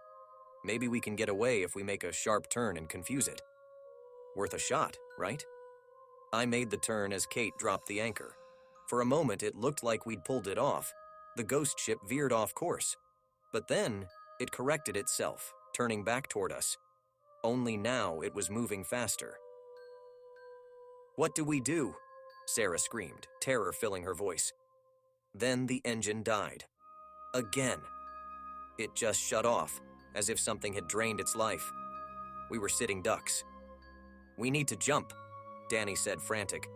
"Swim to shore and get help." "Are you crazy? It's too far," I said. "Then what?" he shouted. Just then, another flare shot up into the sky. Only we didn't shoot it. It came from the direction of the small island where we'd camped. Someone was there. We all looked at each other. No words needed. I counted to 3 and we all jumped, swimming like our lives depended on it. Because, well, they did. We made it to the island, completely out of breath. A fisherman had seen our flare and shot his own to signal us. He took us back to the mainland. We told him about the ghost ship, but I don't think he believed us. Heck, I wouldn't have believed it myself if I hadn't lived it. The next day, authorities searched Crescent Bay. No sign of that ghost ship, like it had never existed. Some say it was a figment of our imagination, maybe a trick of the fog and darkness, but all 4 of us know what we saw and heard that night. We haven't gone back to Crescent Bay, and I doubt we ever will. Some things are better left as unanswered questions, like, what was that ship? And what would have happened if we hadn't escaped? I don't know, and I don't want to find out. All I know is some nights, when the wind howls through the trees, I can still hear that eerie laughter. And it sends chills down my spine, every single time.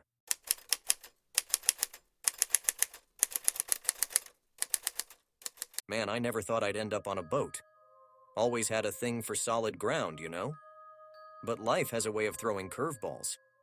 After a messy breakup and losing my job, I figured a fishing trip with some buddies was a good way to hit the reset button. Turns out I was more right than I'd ever want to be. So, there we were, out in the open sea, me, Jim, and Sarah, chugging beers and trying to catch some fish. It was getting late, and we decided to call it a day. The sun was dipping below the horizon, making the water turn all kinds of purple and gold. That's when we saw it, an old, weather-beaten ship looming in the distance. Man, it looked like it had been through hell and back. "Hey, you guys see that?" I pointed toward the ship. "Looks kinda cool, but also kinda creepy." "Yeah, looks like something out of a pirate movie," Sarah said, squinting her eyes.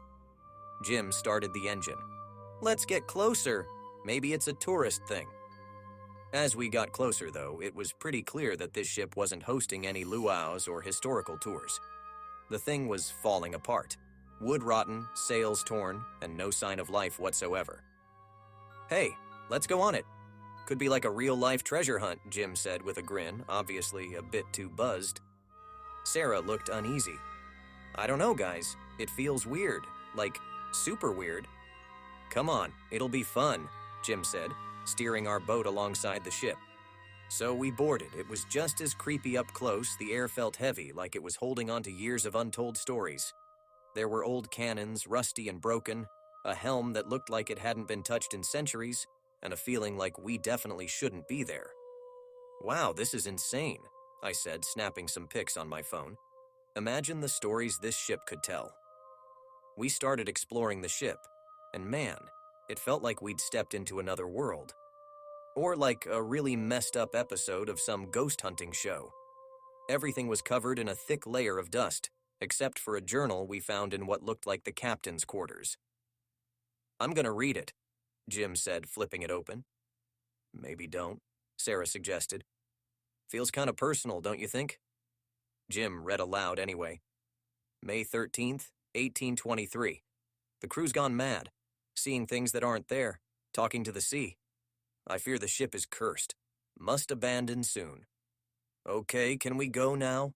Sarah was visibly spooked. "Wait, listen to this," Jim continued. "If you're reading this, leave immediately. The ship has a will of its own. It won't let go." As soon as he said that, we heard a loud creaking noise.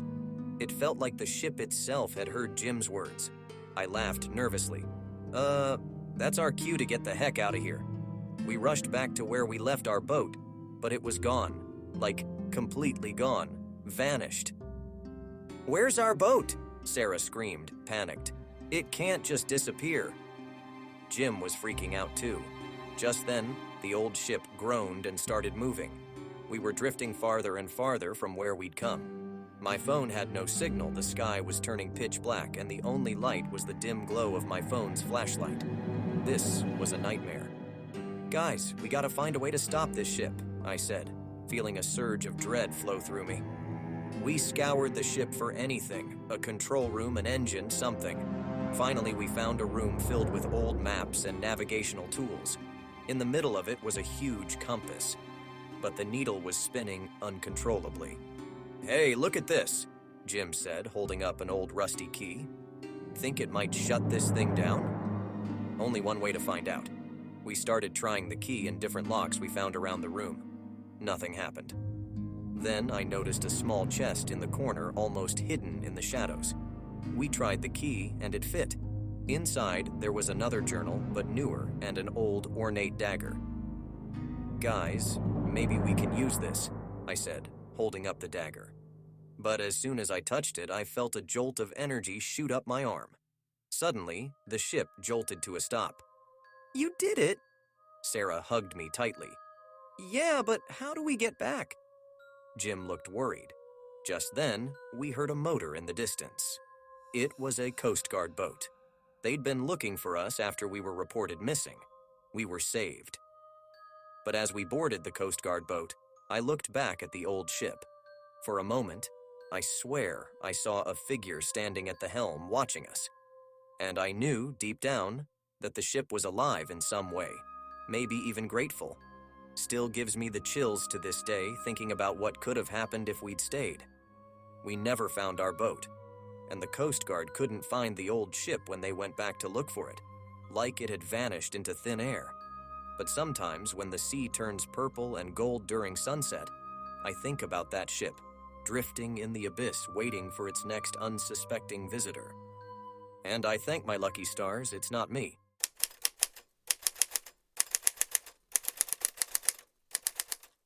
Pan, I should have never agreed to this. Not that I had a choice, really. My sister Emily had heard about this mysterious abandoned military bunker from her friend Brad, who was all into urban exploration and all that jazz. With Halloween just a few days away, Emily thought it would be super cool for us to explore it together. "It'll be an adventure," she said. Yeah, right. So here we were, me, Emily, Brad, and Brad's buddy Mark, standing in front of this half-hidden metal door, covered in rust and graffiti. The air was chilly, and the sky was overcast, like it couldn't decide whether to rain or not. Everything was setting the mood for a classic horror movie, and I was definitely not feeling it. Brad pulled out a set of bolt cutters from his backpack and snapped the rusty chain locking the door. He pushed it open with a loud, grating noise that made me cringy. "After you," he said, gesturing for us to go in. We all turned on our flashlights and started making our way down a set of steep stairs, leading us further underground. The air was damp and smelled like mildew and old paint. We reached a long corridor, and my flashlight caught sight of old signage, Section A, Section B, and so on. We were joking around, laughing nervously, pretending we weren't scared. But the deeper we went, the quieter we all got. Something felt off, like we shouldn't be there. Eventually, we came to a door labeled Control Room. Brad managed to force it open. The room was filled with old machinery, dials, and control panels covered in dust. It was like stepping into a time capsule from the Cold War era. Brad and Mark started fiddling with some of the dials and levers, trying to see if anything still worked. While they were messing around, Emily pulled me aside. "Hey, do you feel that?" she whispered, looking worried. "Feel what?" "Like we're being watched. I can't shake this feeling, man." Before I could respond, we heard a loud clunk, followed by a hum. The room lit up. Brad had managed to turn on the backup generator. "Dude, you gotta check this out," he shouted. We walked over to see what had caught his eye. On one of the control panels, a small red light was blinking next to a label that said, "Security systems active." "Think we just activated the security cameras or something?" Mark said, laughing. But I wasn't laughing. Neither was Emily. We exchanged a glance, both thinking the same thing. "Let's get out of here." "Guys, I think we should go," I finally said. "This is getting creepy." "Oh, come on, don't be a spoilsport," Brad protested. Just then, we heard a noise coming from the corridor. A slow, dragging sound, like something, or someone, was moving. We all froze. "Okay, that's our cue," Emily said, her voice shaky. We rushed out of the control room and started running back toward the stairs, but when we got there, we stopped dead in our tracks. The metal door at the entrance was shut. "Did anyone close the door?" I asked, my heart pounding. "No," Mark said. "I swear no one did." Brad pulled at the door handle. It wouldn't budge. We were locked in. Panic set in. We were shining our flashlights everywhere, looking for another way out, when we heard that dragging sound again, only louder this time and closer. "Is there another way out?" Emily asked, her voice tinged with desperation. Brad, who had been studying the layout of the bunker, remembered a ventilation tunnel on the map. "It's a tight squeeze, but it should take us to another exit." We didn't need more convincing. We followed Brad through another maze of corridors until we reached the tunnel. One by one, we crawled through, the walls closing in on us. I could hear that dragging sound again, echoing behind us, growing louder and louder. Finally, we emerged into another section of the bunker. Brad checked his map. "The exit should be right around the corner," he said. We turned the corner, our flashlights leading the way, and there it was, another door with a sign that read, "Emergency Exit." It was also locked, but this time there was a key hanging next to it. I grabbed the key, inserted it into the lock, and turned it. The door creaked open, and for a moment, I felt a wave of relief wash over me. But as we stepped outside, we realized we were not alone.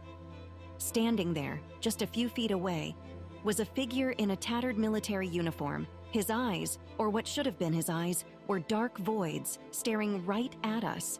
Nobody moved, nobody spoke, and then, just like that, he vanished. Disappeared into thin air. We didn't waste another second. We bolted out of there, not stopping until we were back at the car, gasping for air.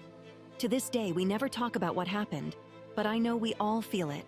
That lingering sense of dread, The unanswered questions and the eyes, those empty, dark eyes that seemed to know something we didn't. We never went back to the bunker, and I'm never going on another adventure like that again.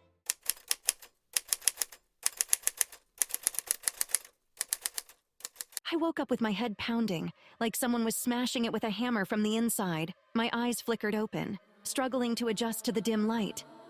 Where was I? My thoughts were a foggy mess, like a car windshield on a rainy day. I sat up, and that's when I noticed the walls. Cold, gray concrete surrounded me. It was a room. No, a bunker. Crates stacked in corners, military-style metal shelves, and one single bare light bulb hanging from the ceiling. I was lying on a thin mattress on the floor. A chill ran down my spine. How did I get here? My memories were patches of fog, nothing concrete. My heart started pounding like a drum. I had to get out.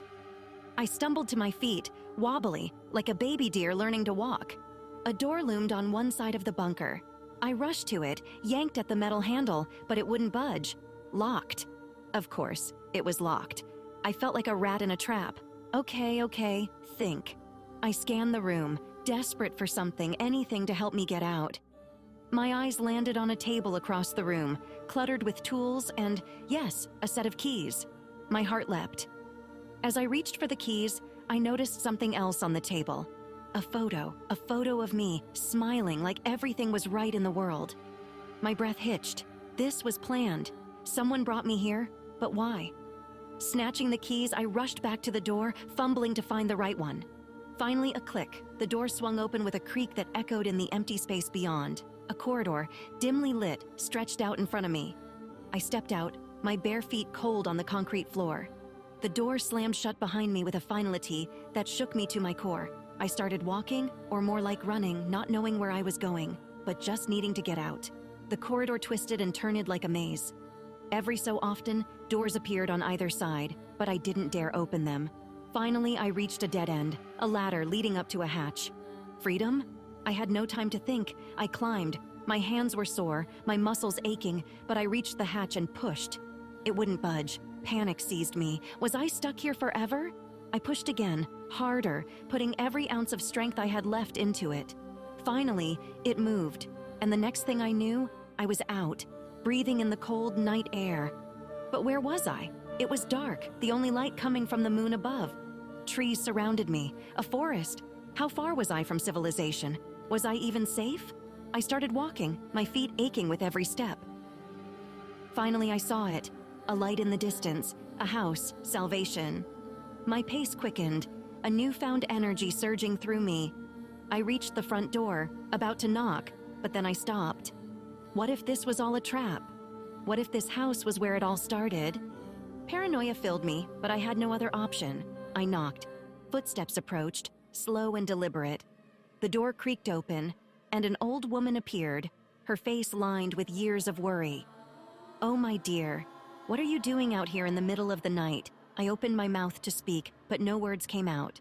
Could I trust her? The woman's eyes widened. "Wait, I know you. You're the girl from the news. They said you went missing weeks ago." Weeks? It had been that long? She ushered me inside, wrapping me in a warm blanket and setting a cup of hot tea in front of me. "Don't worry, you're safe now," she said, her eyes meeting mine. But then I saw it, hanging on the wall behind her, a photo identical to the one I saw in the bunker. My heart froze. The old woman followed my gaze and chuckled, a sound that made my skin crawl.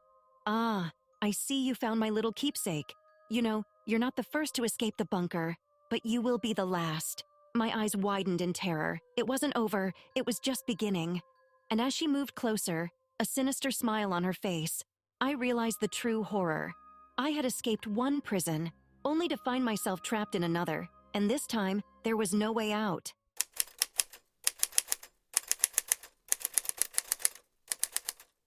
Okay, so here's the deal. A couple of weeks back, my buddies, Kevin, Liz, and I, found this old, decrepit underground bunker in the woods. It's one of those places you hear about but never actually think you'll stumble across. Looks like something straight out of a horror movie, rusted metal door and all. We were just messing around, you know, being the usual curious idiots. We decided we'd come back some weekend with flashlights and maybe even film our little adventure. Kinda like those YouTubers who explore abandoned places. Thought we'd get a good scare, maybe even some cool pics. So, the weekend rolls around and we're all pumped. We grab our flashlights, some snacks, and a first aid kit, just in case, you never know. We hike through the woods, cracking jokes and pushing through brambles until we find it again. That rusty, half-hidden door that looked like it was just begging to be opened. Kevin, being the macho dude he is, pulls the door open. The squeal of rusted metal was like nails on a chalkboard, but it swings open eventually. We flick on our flashlights and venture inside. It's dark and smells like mildew. We laugh nervously, egging each other on. There are a couple of old desks, broken chairs, and old-school tech stuff that's seen better days. Creepy, Liz mutters, snapping some pics with her phone.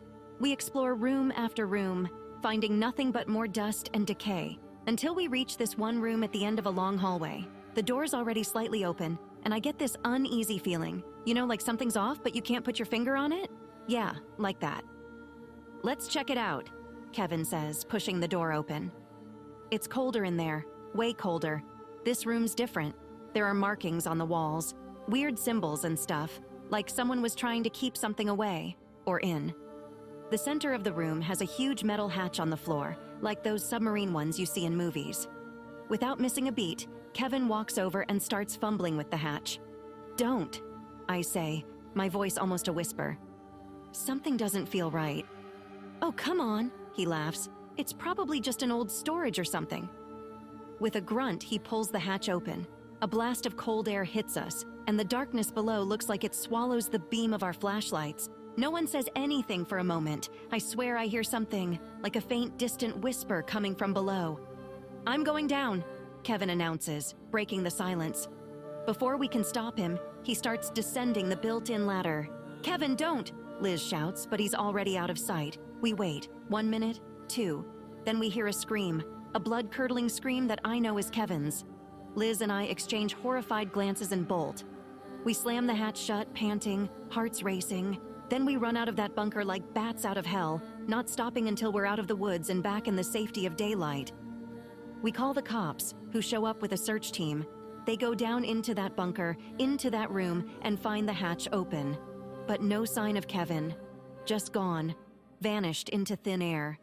The investigation goes on for weeks but turns up nothing. They seal off the bunker, slap on a no trespassing sign, and that's it. Liz and I don't talk much anymore. It's like we're both holding on to this heavy secret, this guilt. And sometimes, late at night, I swear I can still hear that faint whisper, like it followed me back from the depths of that bunker. I keep telling myself it's just my imagination, that there's a rational explanation for everything. But then I think about Kevin, and that unexplainable cold, and the symbols on the walls, and I can't help but wonder, what was down there? What did we unleash? So here I am, telling you this story not as a cool adventure tale, but as a warning. Some doors are meant to stay closed. Some depths are better left unseen. And sometimes the things that go bump in the night are better off not being found. Trust me, I learned the hard way.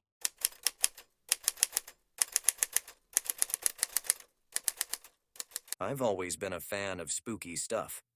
Ghost stories, abandoned places, you name it. So when I found out there was an old rundown orphanage in my town, you better believe I wanted to check it out. The place was called Wayside Home for Children, but everyone just called it the Orphanage on Mill Road. Now, this wasn't any ordinary orphanage. It had a story. Long ago, like centuries, there was a fire that burned the place down. Most kids and staff got out, but there was one girl, Hannah, who didn't make it. They say her spirit still roams the halls, looking for a way out. Spooky, right? It was a chilly Friday night, and my best bud Mike and I decided it was the perfect time to explore the place. Armed with flashlights and a sense of adventure, we headed over there. "Dude, this place looks even creepier at night," Mike said as we stood outside the tall, rusty gates. "Isn't it awesome?" I grinned, pulling the gates open. They creaked like something straight out of a horror movie. Perfect. We made our way to the entrance, flashlights bobbing up and down. The front door was already slightly open, like the place was inviting us in. We stepped inside, and were greeted by the musty smell of old wood and decay. "Where should we start?"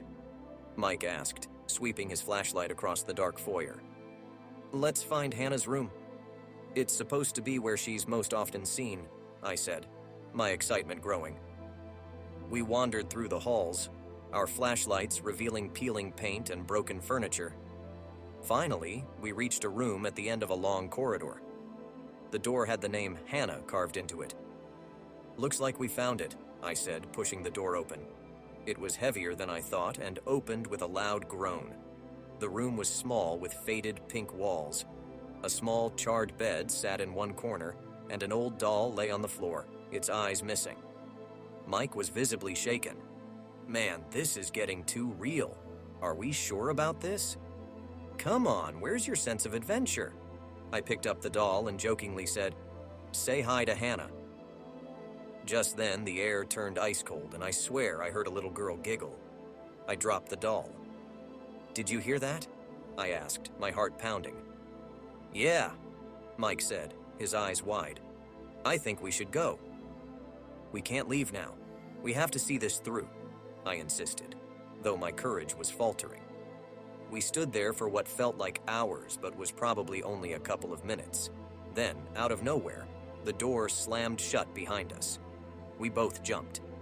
"Okay, seriously, time to go," Mike said, panic creeping into his voice. But when I tried the door handle, it wouldn't budge. "It's stuck." "That's it.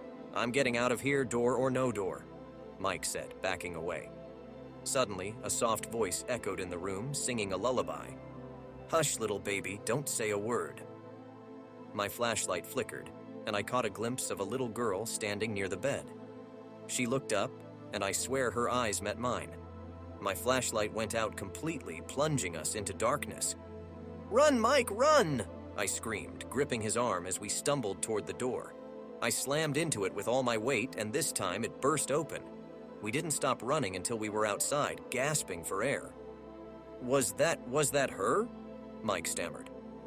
"I don't know, man, but I'm not sticking around to find out," I said, my hands shaking as I fumbled for my car keys. We sped away, leaving the orphanage, and hopefully Hannah, far behind. Weeks passed, and we didn't speak much about that night. But sometimes when it's really quiet, I still hear that lullaby playing in my head. And I can't shake the feeling that Hannah's still in there, singing her haunting tune, waiting for someone brave or foolish enough to visit her forgotten room again.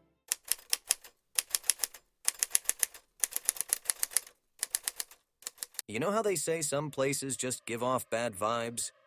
Yeah, well, that was the old Willowbrook Orphanage for you.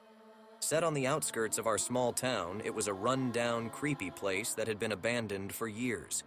The story goes that the place closed down due to mysterious circumstances, but no one seemed to know the details. My best friend Sarah and I decided it was the perfect place to explore on a dare. You know, the kind of thing teenagers do when they're bored and want to prove how brave they are. "Dude, are you sure about this?" Sarah asked, looking at the decaying building in front of us. "This place gives me the creeps." "Come on, don't chicken out on me now," I said, trying to sound braver than I felt. "Besides, we've got flashlights and our phones. What could go wrong?" Famous last words, right? We pushed the creaking front door open and stepped inside. The air was thick with dust and the smell of mildew. I couldn't help but imagine all the kids who once lived here and how sad and lonely they must have been. Creepy old paintings hung on the walls, and I swear the eyes seemed to follow us as we moved. Sarah shone her flashlight down the hallway. "Which way should we go?" she asked. "Let's check out the rooms on this floor first," I said, choosing the path on the right.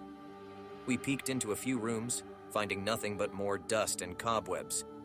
But then, when we got to what looked like an old playroom, the atmosphere changed. I can't explain it, but it suddenly felt colder, like we had walked into an icebox.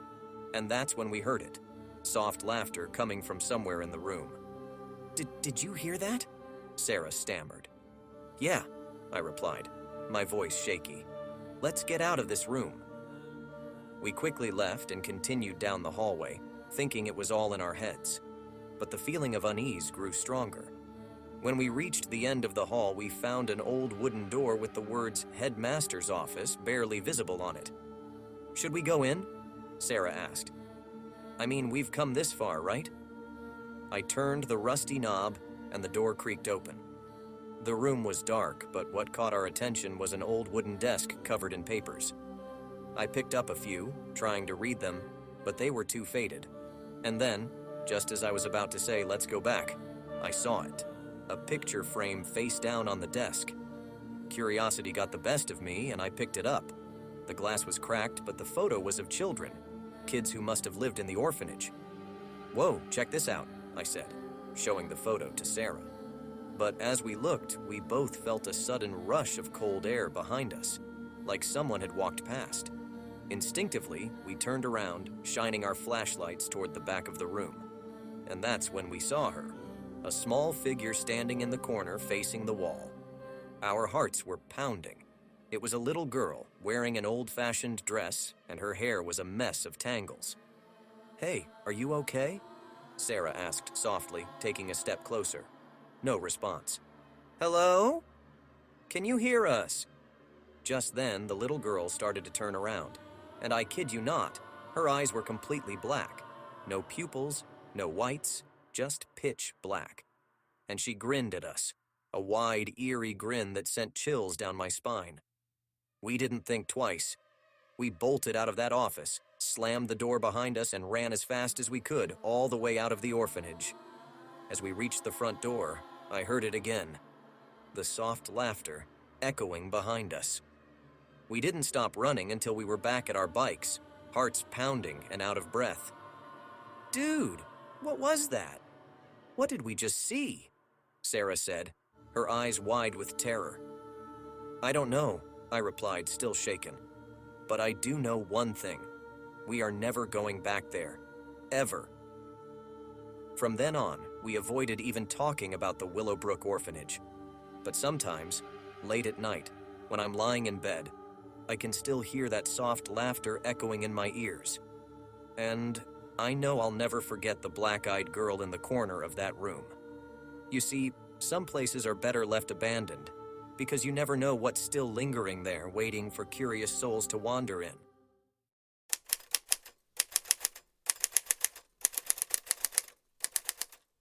Rain was splattering against the windshield as I drove down the almost forgotten road. The trees on either side seemed to crowd in like nosy neighbors, as if they knew where I was headed. I adjusted the rearview mirror, and for a split second, I thought I saw someone else's eyes looking back. Shaking off the weird feeling, I focused on the road. "Just nerves," I muttered to myself. Finally, I saw it. The sign that read, "Meadowbrook Orphanage, Esther 1925. I pulled the car over and stared at the crumbling brick building, barely visible through the overgrown vines and weeds.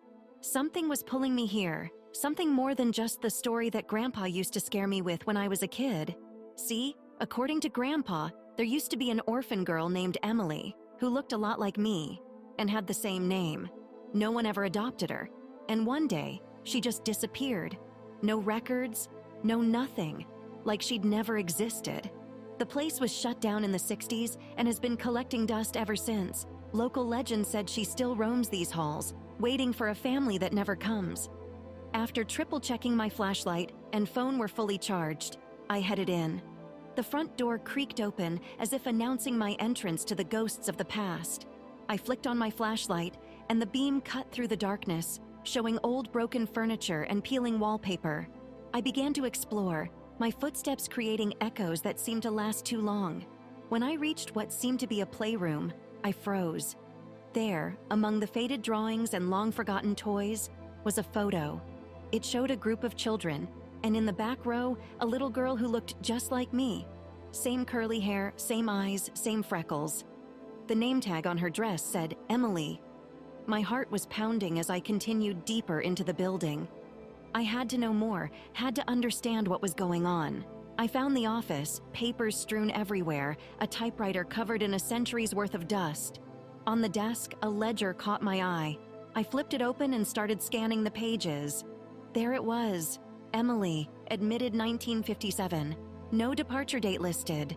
The wind howled through the broken windows, making me jump. My flashlight flickered, then went out. "You've got to be kidding me," I whispered, fumbling with it, trying to turn it back on. Just then, my phone buzzed. A text message from an unknown number. "Why did you come here, Emily?"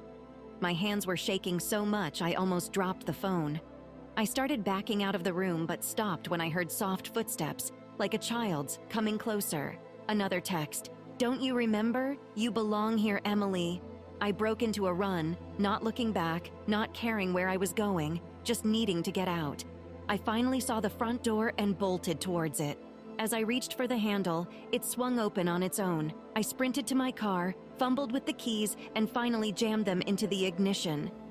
I didn't relax until I was miles away, and even then, my heart was still racing. When I got home, I went straight to the attic. I had to find Grandpa's old things. I needed some kind of answer. After digging through boxes, I found what I was looking for: Grandpa's journal. In shaky handwriting, he described how he had volunteered at Meadowbrook in his youth. He mentioned a little girl named Emily who was obsessed with her doppelganger, an older woman who sometimes visited. According to the journal, the girl vanished the day after my 10th birthday, the first time Grandpa told me the story. The last line in the journal made my blood run cold. I fear that Emily's spirit is restless, trapped in a cycle, doomed to repeat her lonely existence. Her doppelganger must never return to Meadowbrook, for she will take her place and the cycle will continue. Suddenly, a cold wind swept through the attic, flipping the journal's pages wildly. When they settled, I saw my own handwriting staring back at me, as if written years ago. "I am Emily. I have always been Emily." The room went dark, and I felt myself being pulled away, back to that crumbling building, back to the echoing halls of Meadowbrook Orphanage, where I had always been, where I would always be.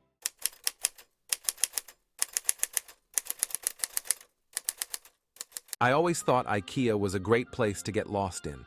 You know, with all its winding paths through rooms that look straight out of a home and garden magazine. But that was before last night. Last night, I found out how terrifying getting lost in IKEA can really be. My buddy Tim and I decided to make a late-night run to grab some new furniture for his apartment. We got there around 8:30 p.m., about a half hour before closing. I love going to stores right before they close. Fewer people, you know?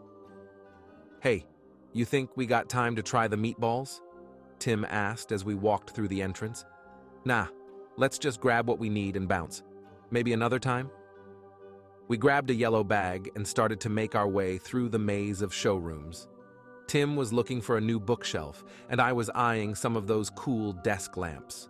We joked around, tested some sofas, messed with the fake laptops in the office setups. Time flew by. "Hey dude," I looked at my phone. "It's 8:55. We should head to the checkout." Tim nodded, but then his eyes lit up like a kid spotting the ice cream truck. "Yo, is that the Calyx shelf?" There it was, a simple yet beautiful wooden bookshelf that Tim had been raving about. He was so excited that he started imagining how he'd organize his book collection on it. I was happy for him, really, but then I noticed how eerily quiet it got. All the background music had stopped. "We need to go, man." Yeah, okay, let's roll." We began to follow the arrows on the floor that led to the exit, but they seemed to go on forever. It was like the store had stretched itself. The paths twisted and turned more than I remembered, and then the lights began to flicker. You seeing this?" I asked, my voice shaky. "Don't worry, probably just some electrical thing. Keep going." And then we heard it. A whisper, so soft it was almost drowned out by the hum of the fluorescent lights. Someone, or something, was in the store with us. "Did you hear that?" Tim's face went pale. "Yeah, let's move faster." The whispers grew louder, echoing down the aisles. I couldn't make out any words, but they sounded almost like a chant. We quickened our pace, our footsteps drowning out the whispers momentarily. We turned a corner and bumped into a display of mirrors. Except the reflections staring back at us were not our own. They were twisted versions of us, grinning from ear to ear, eyes black as coal. "Run!" I screamed, and we bolted. The arrows on the floor became more confusing. like they were changing directions on us. And no matter how far we ran, those mirrors seemed to be right behind us, our twisted reflections grinning wider. Then, as suddenly as it started, everything went back to normal. The lights stopped flickering, the whispers stopped, and the arrows led us straight to the checkout. We looked at each other, but didn't say a word. We just wanted to get the hell out of there. We left the yellow bag and the coveted Kallax shelf behind, rushing past the empty cash registers to the exit. But the exit doors wouldn't budge. They were locked. "It's past closing time," a voice said behind us. We turned around to see a store employee smiling politely. "I can let you out, though." The doors clicked open and we nearly tripped over ourselves running out into the parking lot. We drove back to Tim's place in silence. No music, no talk, just the sound of the car engine and our own shallow breaths. We've never spoken about that night again. I don't know what happened, and to be honest, I don't want to know. I just know one thing. I'm never stepping foot in an IKEA again. But here's the creepiest part. A package arrived at Tim's apartment the next day. No return address, just his name written neatly on a brown box. Inside, perfectly assembled, was the Kallax shelf. He threw it out immediately. But sometimes, when we're hanging out at his place, I swear I can still hear faint whispers coming from the corner where the shelf used to stand. And I can't shake the feeling that our reflections are not entirely our own. So, next time you find yourself in IKEA, maybe stick to the online catalog, yeah? Because some mazes, once entered, are not meant to be exited.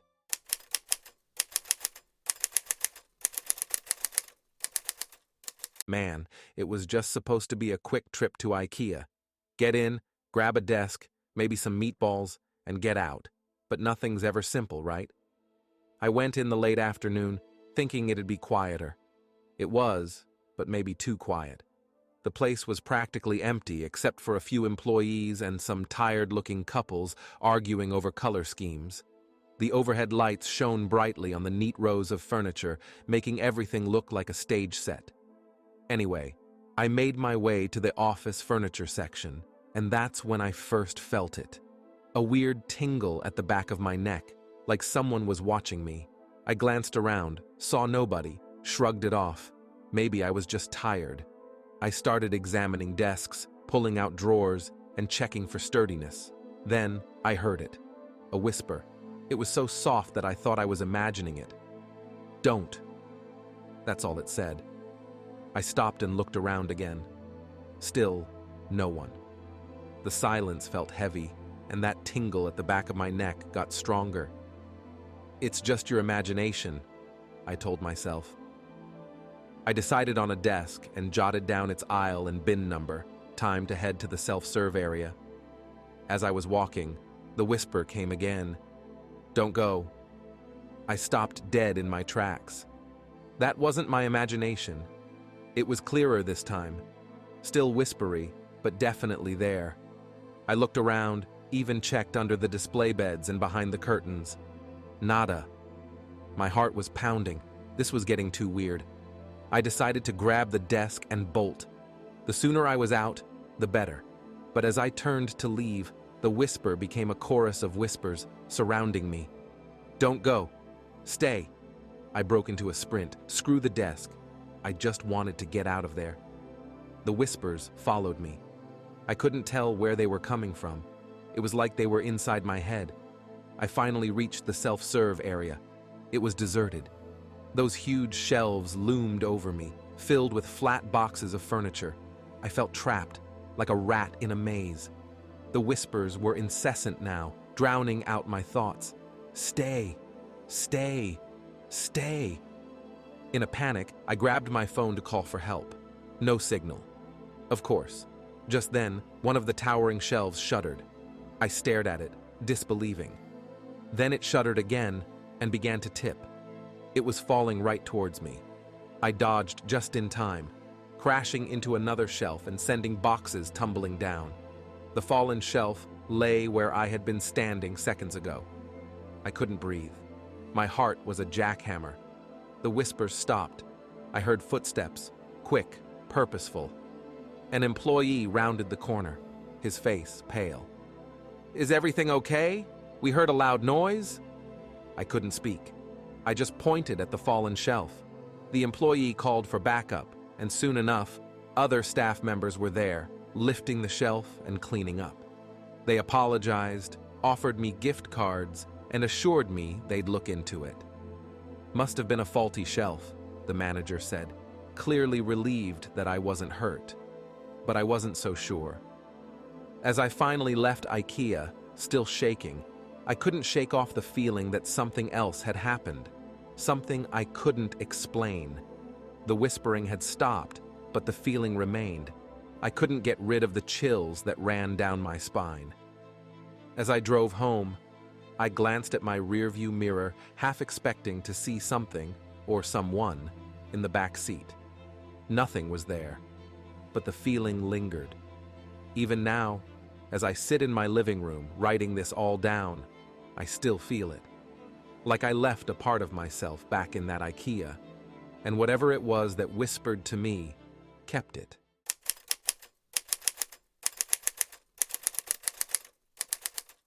Man, I love my job. Yeah, I know it sounds weird, but working at IKEA is pretty chill. People usually keep to themselves, assembling their flat-packed dreams. I clock in, do my rounds, and clock out. Easy peasy. But something felt off when I walked in for my shift last night.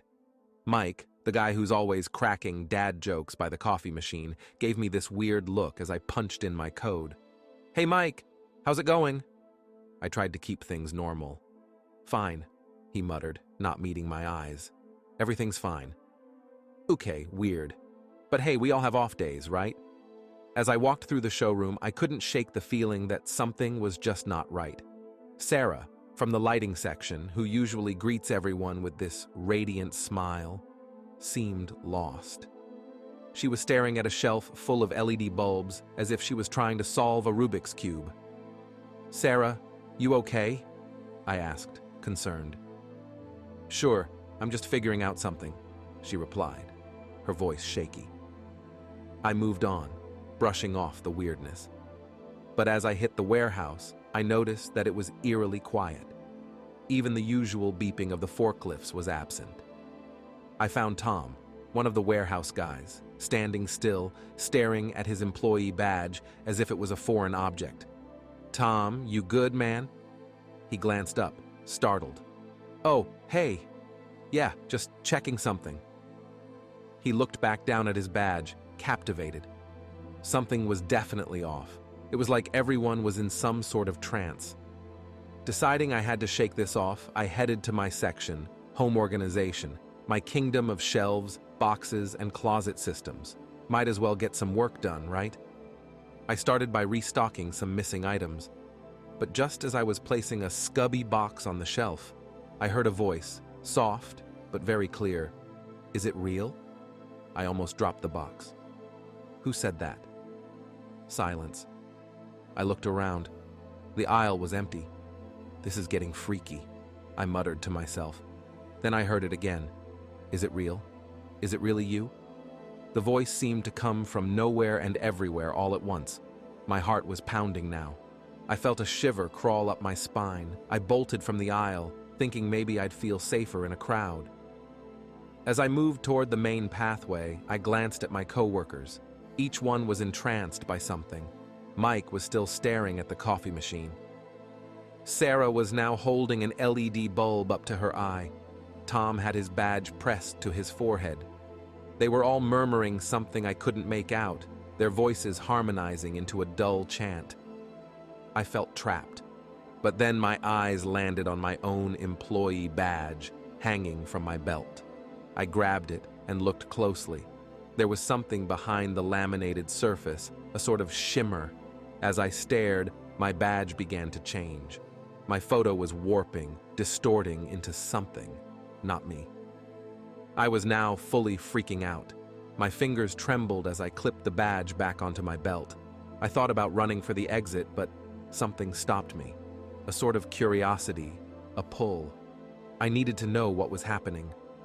Gathering my courage, I walked back to my aisle, picked up a barcode scanner from its holder, and scanned my badge. A message popped up on the small screen. Employee not recognized. Is it real? Is it really you? At that moment, I felt an overwhelming urge to say it out loud. Yes, it's me. I'm real. As soon as the words left my mouth, everything changed. The lights brightened. The beeping of the forklifts resumed. Mike started laughing by the coffee machine. A good old dad joke, no doubt. Sarah was back to helping a customer choose the right lamp. Tom was zooming by on a forklift. "Hey!" Sarah waved at me. "How's your shift going?" I looked down at my employee badge. It was just a regular badge again, my smiling face behind the laminate. I touched it, half expecting it to morph again, but it stayed the same. "I think it's going pretty normal now," I said, still not sure if I was telling the truth. But one thing was for sure. I was going to take a long, hard look at my badge every morning from now on. I walked back to my aisle and resumed restocking, my hands still trembling a little. And as I placed a box on the shelf, I couldn't help but wonder, was everyone else's experience as weird as mine? Or had I been the weird one all along? Then, just as I was convincing myself that it was all some mass hallucination or bizarre dream, I heard it, soft but unmistakable, almost a whisper but clear as day, a voice saying, "Well done, now. Is it real?" And I knew then, deep down, that whatever had just happened wasn't over. Not by a long shot.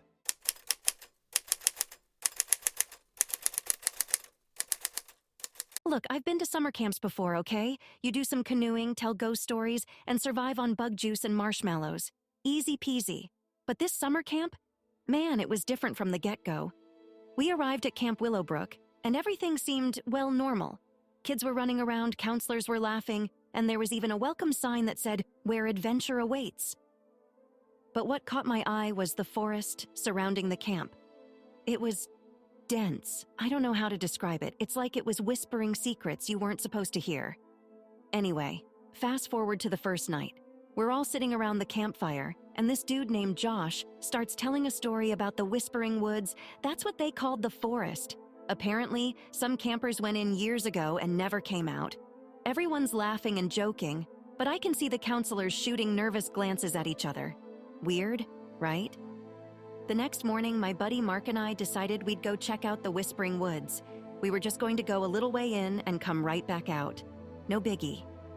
So, we told our counselor, Sarah, we were going on a nature walk or something.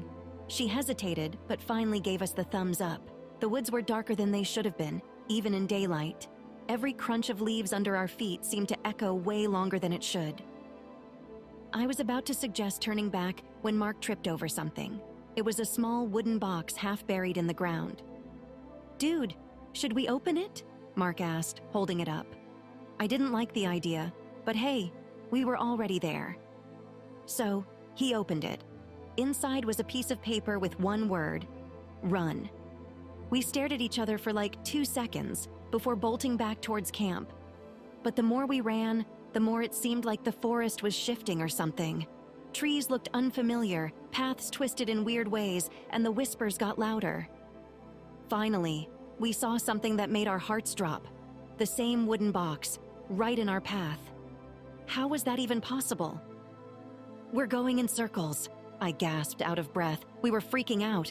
Then, the whispering grew louder, almost like it was forming words now. "Stay, stay, stay." I grabbed Mark's arm. "We can't listen to it. We have to keep moving." We picked a direction and ran. I don't know how, but we finally broke through to the camp clearing. We didn't stop running until we got to our cabin. That night, we told everyone what happened. Of course, they all laughed it off, even when we showed them the box and the note. But I saw Sarah talking to another counselor, both of them looking super worried. The next day, camp activities went on like nothing happened. But Mark and I noticed something. The woods seemed quieter, like they'd gotten what they wanted. On the last night, we had a big bonfire party. But I couldn't shake the feeling that we were being watched. As the fire blazed, Sarah came up to me. "Look, I can't explain, but please promise me you'll never go into those woods again," she said, her voice trembling. "Promise," I said, and I meant it. As everyone celebrated, Mark and I threw the wooden box into the fire. It crackled and popped before being consumed by the flames. That should have been the end of it, but as the fire died down and everyone headed to their cabins, I heard it again. The whispering, clearer than ever. "Thank you. Now stay." The woods went silent, but the pit in my stomach hasn't gone away. We all left Camp Willowbrook, but I can't shake the feeling that a part of me never left those whispering woods. And something tells me they're still waiting for the next camper curious enough to listen.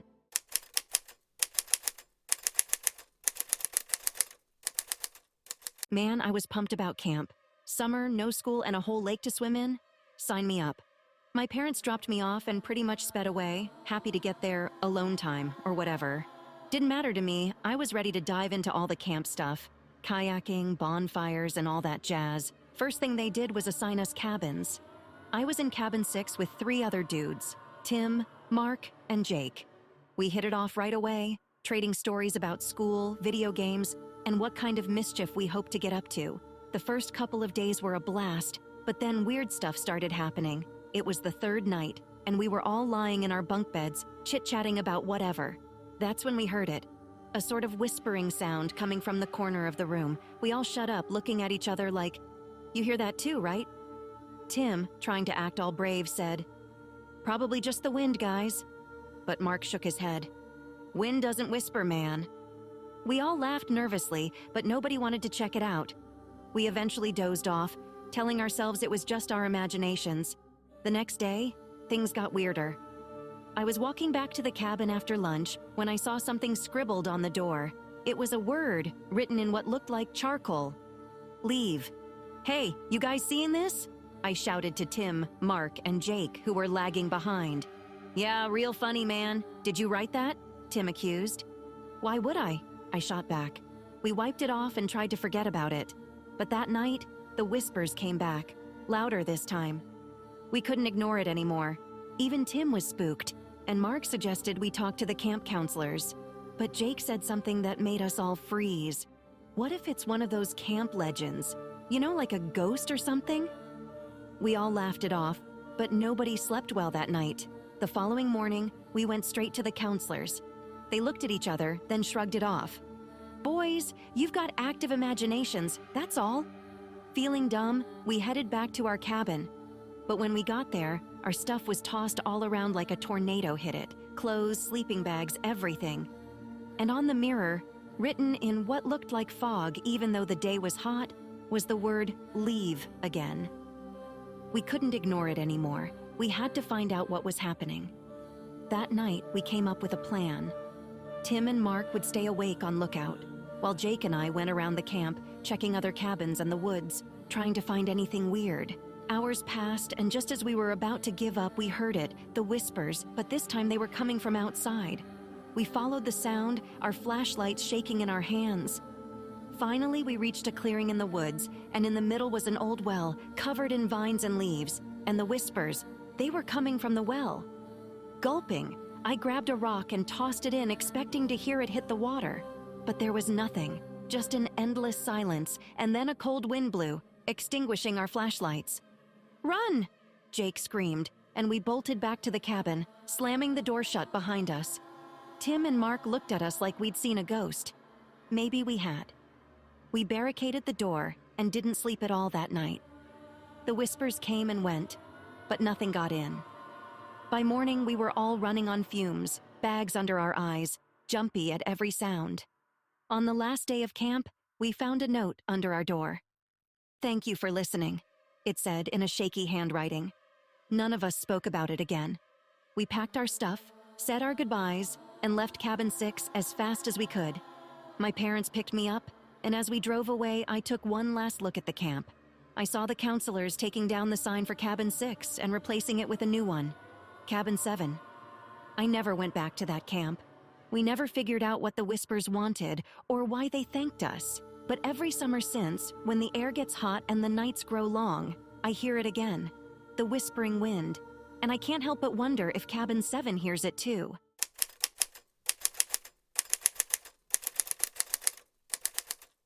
It was supposed to be the best summer ever. You know, the kind where you make memories that last a lifetime.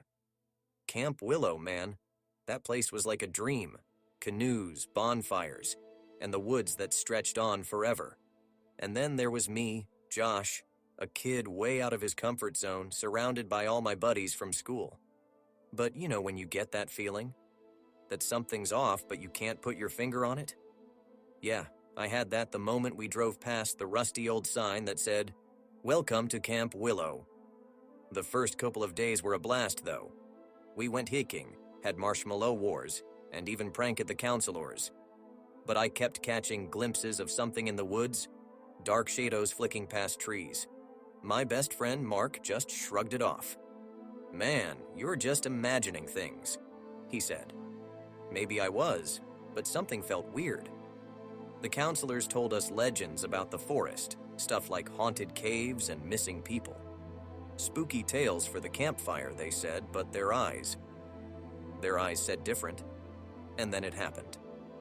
On the fourth night, we played Capture the Flag in the dark.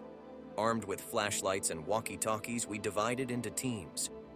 I was on defense, hiding behind a bush, waiting for the other team to charge at our flag.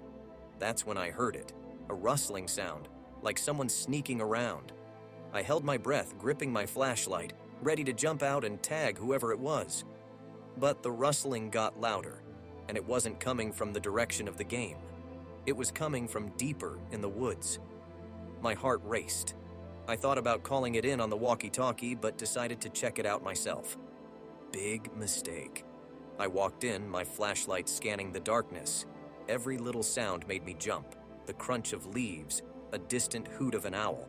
But I pushed on, and that's when I saw it. A clearing up ahead. And in that clearing was an old wooden shack. It looked abandoned, and curiosity got the better of me. What could it hurt to take a quick look? I stepped closer, and the door creaked open by itself. I should have run, but I didn't. My feet moved on their own, pulling me inside.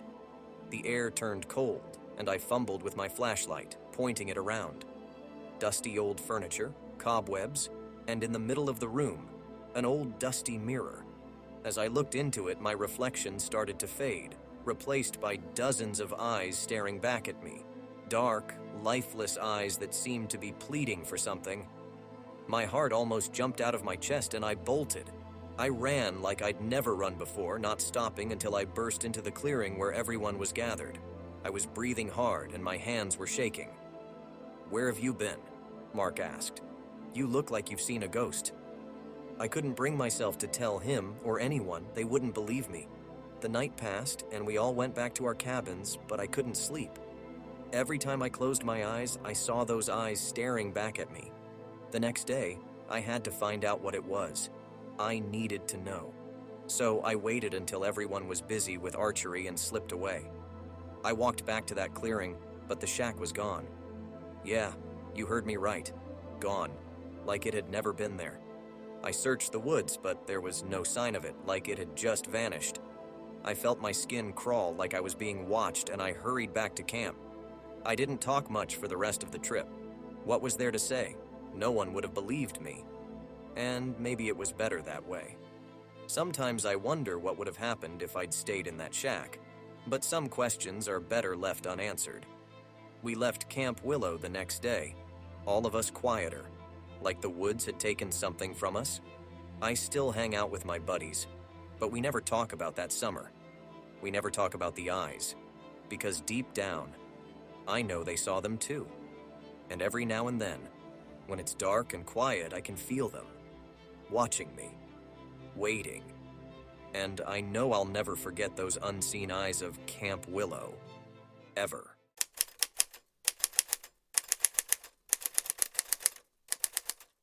You ever get that feeling like you're being watched? Like the air's thick with something you can't put your finger on? That's how it was for me from the second I stepped foot on this island. "Hey, this is the spot," shouted Captain Marty, his voice blending with the cry of the seagulls and the crash of the waves. "You sure you want to be left here?" "Absolutely," I answered, trying to sound braver than I felt. It was supposed to be a quiet getaway, you know? Away from the hustle of the city. Just me, the ocean, and my thoughts, or at least that's what the ad said. Rediscover yourself on Solitude Island. Yeah, right. After the boat faded into the horizon, I hiked up to the cabin I'd rented. It was old, sure, but quaint with its dusty windows and creaking wood floors. The first thing I did was unpack my stuff and make myself a sandwich. Turkey and cheese, nothing fancy. I figured I'd go for a walk afterward. About a half-mile from the cabin, I stumbled upon this creepy statue. It was of a woman, arms outstretched like she was either welcoming me or warning me. Her face was half eroded, so you couldn't really tell what she was feeling. I snapped a pic on my phone and carried on. By the time the sun started setting, I was back in the cabin, chilling and reading a book. That's when I heard it. A soft thud from outside. I strained my ears, listening. Silence. Maybe it was just a fallen branch or something, but then it happened again. Thud, this time closer. I grabbed the flashlight and opened the door, half expecting to see a raccoon messing with the garbage or something. Nothing. Just darkness and the distant sound of the ocean. Feeling a bit creeped out, I locked the door behind me and decided to call it a night. I snuggled into the old bed with its musty smell and tried to shake off the weird vibes. Just as I was drifting off, I heard it, a soft scratching sound from the corner of the room. I sat bolt upright, my heart pounding. I flicked on the light. Nothing was there. Just me being paranoid, I told myself. Still, I didn't sleep well that night, jumping at every creak in the floorboards or rustle of wind outside. The next morning, I tried to shake it off. I had some cereal, took a shower, and decided to explore the other side of the island. Maybe find a spot to swim. That would lighten the mood, right? So, I walked, and eventually, I found this nice little beach. The sand was warm, and the waves were inviting. Just as I was about to take a dip, I saw something sticking out of the sand, a piece of cloth it looked like. Curiosity got the better of me. I started digging, and that's when I found it. A bag, half buried. My stomach twisted with a weird mix of excitement and dread as I opened it up. Inside were clothes, a wallet, and a phone, dead as a doornail. It hit me then. Someone else had been here, and from the looks of it, they hadn't planned on leaving these things behind. I felt a shiver run down my spine. I looked around the beach, half expecting to see someone lurking in the trees. I was alone, or at least I felt like I should be.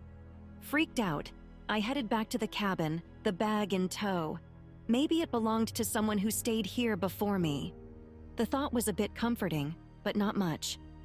I spent the rest of the day in the cabin, flipping through the channels on an old TV and trying to ignore the sinking feeling in my stomach.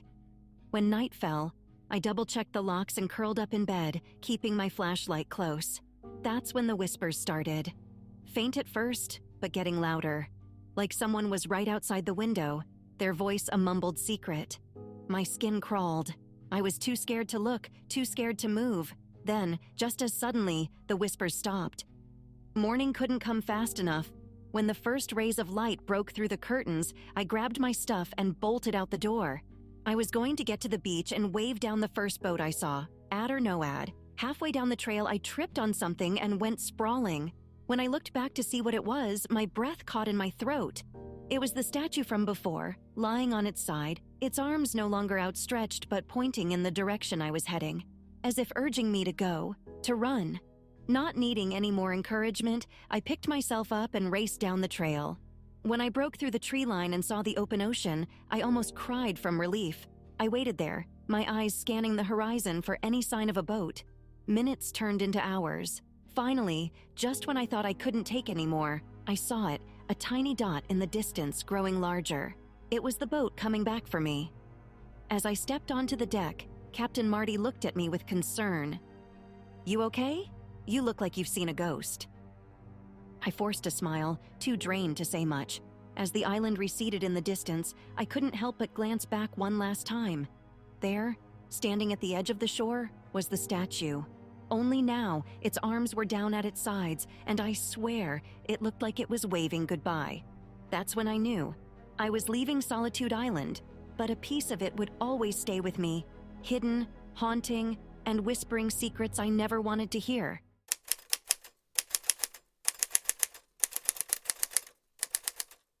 I can't believe I took this job. A lighthouse keeper on some godforsaken island miles away from civilization? "It'll be peaceful," they said. "You need the quiet," they said. But let me tell you, there's a difference between quiet and this eerie silence that hangs over the place like a wet blanket. It was a foggy afternoon when I first arrived. The old boatman who brought me here wouldn't even look me in the eye. "Don't go wandering at night," was all he said before he puttered away, leaving me standing next to a dilapidated lighthouse and a tiny shack I was supposed to call home. I shrugged it off. Old folks and their superstitions, right? The first week went smooth. My routine was simple. Wake up, check the machinery, clean the lenses, and make sure the light shone bright for any stray ships. By the evening, I'd sit with a book or listen to music on a battery-operated radio. But then weird things started happening. The first sign was the creaking door. I was sure I locked the lighthouse before climbing into bed, but at around midnight, I heard it. Creak. The sound echoed, sending chills down my spine. I grabbed a flashlight and tiptoed down the spiral staircase. When I got there, the door was wide open. Must be the wind, I convinced myself, even though there wasn't even a breeze that night. A couple of nights later, I was up in the tower and I saw something in the fog. A silhouette of a man standing on the shore, staring right at the lighthouse. When I blinked, he was gone. Was I seeing things? Probably. This place can mess with your head. I shook it off. Until one evening, the radio started acting up. I was tuning in to catch the baseball scores, but all I heard was static and then laughter. The kind of laughter that makes your skin crawl. I switched it off, reminding myself it was just an old radio, but the silence that followed was even worse. Days turned into weeks, and the isolation started getting to me. I took to walking along the shore to clear my head. That's when I found them. Dozens of tiny trinkets, little symbols and charms made of twine and bone scattered along the shoreline. Now I ain't an expert, but they looked a whole lot like those voodoo things you see in movies. I had enough. It was time to leave. But how? The boatman would only come next month. And that's when I started hearing it. The footsteps. They always came after midnight. A slow, rhythmic sound climbing up the staircase. Thump, thump, thump. I held my breath each time, praying they would stop. They always did, just outside the door. And then, a soft knock. Enough was enough. This had to stop.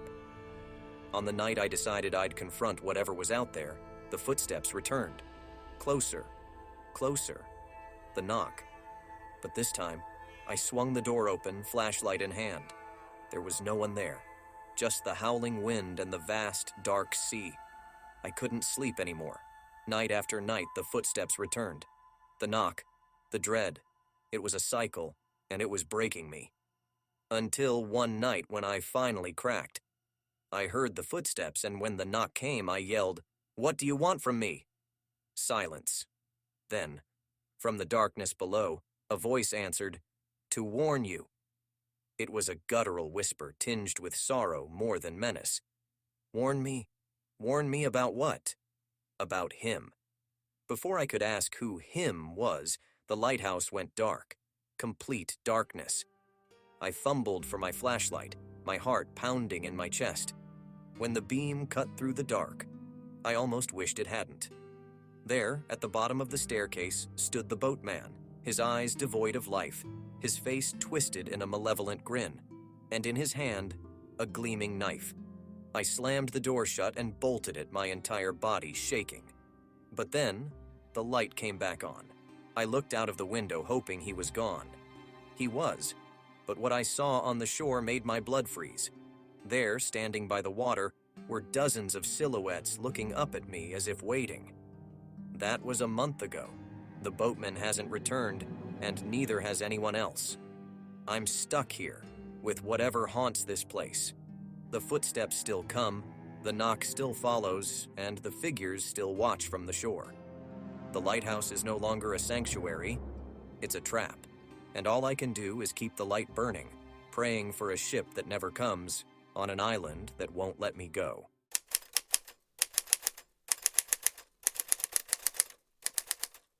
I never thought I'd be stuck on Paradise Island of all places, scared out of my mind. The island had one of those names that made you think of umbrella drinks, white sand beaches, and never wanting to leave. Well, I wanted to leave. Badly. I had come for a weekend getaway. The place was nearly empty, a bit off-season, but cheaper rates, you know. The resort was nice enough, but everything went sideways real quick. First, there was the storm. Big, angry, and out of nowhere. No boats in or out for days, they said. Then there were the noises, not like the ocean waves or the tropical birds, but weird thumps and rustling from the woods. I told myself it was just animals, except it didn't sound like any animal I knew. The sounds got worse each night. Finally, I had enough. I figured I'd take a hike, maybe get some pictures of the exotic animals making all that racket. A little adventure might make the whole trip worthwhile. The trail started out easy enough. Tall trees gave me plenty of shade, and the air smelled like fresh rain. But it didn't take long before the path got darker, and the woods closed in like they were keeping a secret. That's when I heard it. A low growl somewhere off in the bushes. I froze. Maybe it was a wild boar or some local predator. I wasn't keen on meeting either. I started backing away real slow, but the growl followed me. And then it got louder. Soon, I heard footsteps. Not the four-legged kind, but heavy, dragging footsteps like someone, or something, was pulling its feet. My heart was pounding as I turned and ran. Every snap of a twig shot adrenaline through me like a bolt of lightning. But the footsteps kept pace. I didn't dare look back. Finally, I burst out of the trees and into a clearing. In the center stood an old shack, worn down by time and weather. The footsteps stopped, and for a moment, I caught my breath. Maybe it was stupid, but the shack felt like the lesser of two evils. I ran inside and bolted the rickety door behind me. It was dark, with just a sliver of light coming through the cracks in the wood. I tried to steady my breathing, to listen, silence, nothing but the wind outside. Minutes felt like hours. Had I lost it? Maybe whatever it was had given up, moved on. I was about to unlock the door when I heard a creak above me. I looked up. The ceiling was sagging under a weight, the old boards groaning like they were about to give. And then I heard that growl again, but this time it was coming from above me, from inside the shack. I didn't even bother with the door. I smashed through a weak spot in the wall and sprinted as fast as my legs would carry me, all the way back to the resort. I didn't stop until I was locked in my room. Every light on, and every piece of furniture I could move was jammed against the door. The next morning the weather cleared up, and the first boat off the island couldn't come soon enough.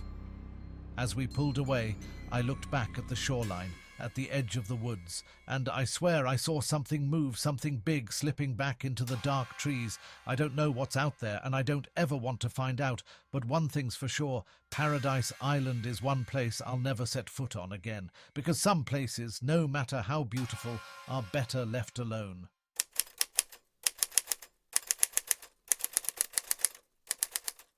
It was the kind of dare you only get when it's close to midnight and everyone's had one too many. Except I was stone cold sober when I accepted the dare to spend a night in the town's haunted library. Haunted. Right. Ghosts never paid much attention to me.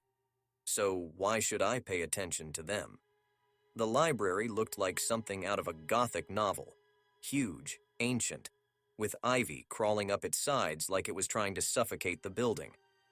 The massive oak doors groaned as I pushed them open. Okay, I thought. Creepy, but I can handle it.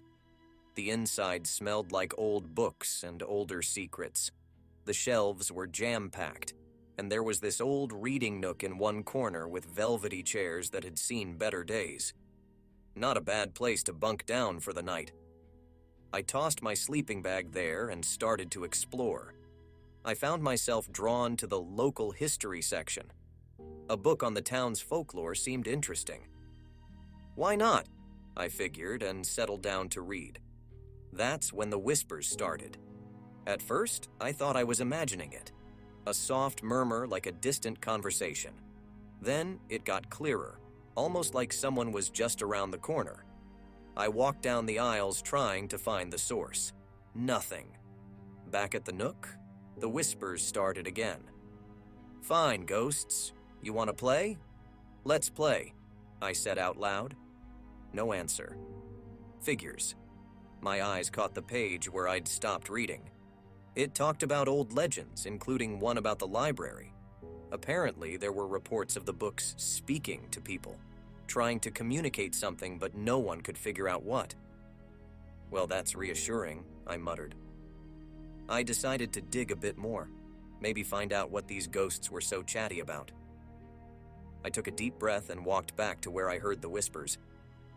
Standing in the aisle, I spoke up. Okay, if you've got something to say it. Silence.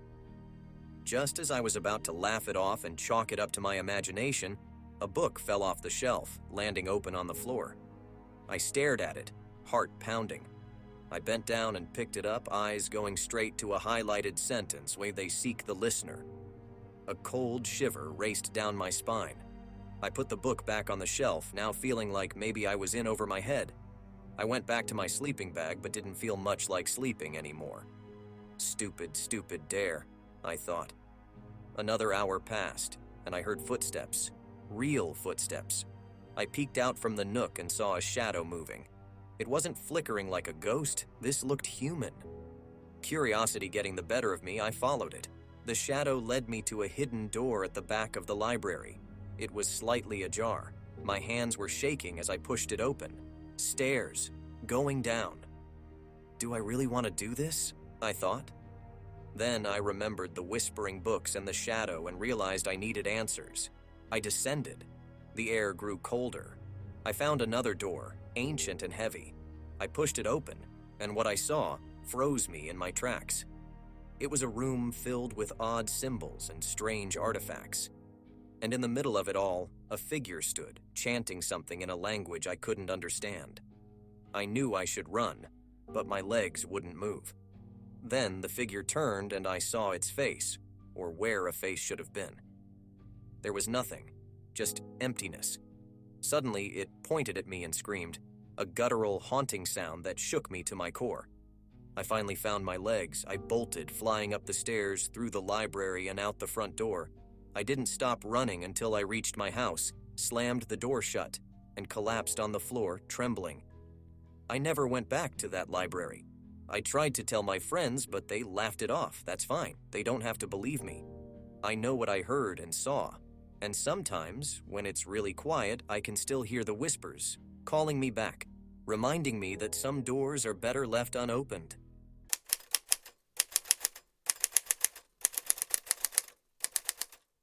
I'll be the first to say it. I'm a bookworm. So when I got a part-time job at the old library downtown, I was thrilled. This place was a sanctuary, a maze of endless shelves stacked with ancient books and forgotten stories. Perfect, right? Except there was something weird about it. From day one, I felt it, like eyes on the back of my neck. I brushed it off as jitters. It was a slow Thursday night. Rain pounded against the windows like 1,000 tiny fists. Not a soul in sight, except for Mrs. Thompson, the librarian. She'd been working there since the dawn of time and didn't spook easily. "Make sure to lock up the basement tonight," she told me, glancing at the clock. "Storm's causing a draft and I don't want any of the rare manuscripts getting damaged." "No problem, Mrs. Thompson." I smiled, although the thought of going to the basement gave me the creeps. By 9 p.m., Mrs. Thompson called it a night.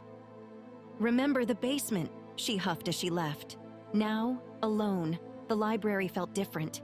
The shadows seemed darker, and every tick of the clock echoed like a drum. Time to wrap this up, I thought.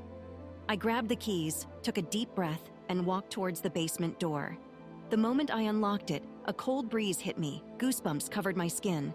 Flicking on the lights, I rushed to the far end, secured the window, and hightailed it out of there. But as I was about to lock the door, I heard it, a whisper. "Don't leave." I froze. Was that my imagination? Curiosity overruled my fear, and I turned back. "Hello?" I called out. "Is anyone there?" Silence. My heart raced, but I decided to shrug it off and lock up.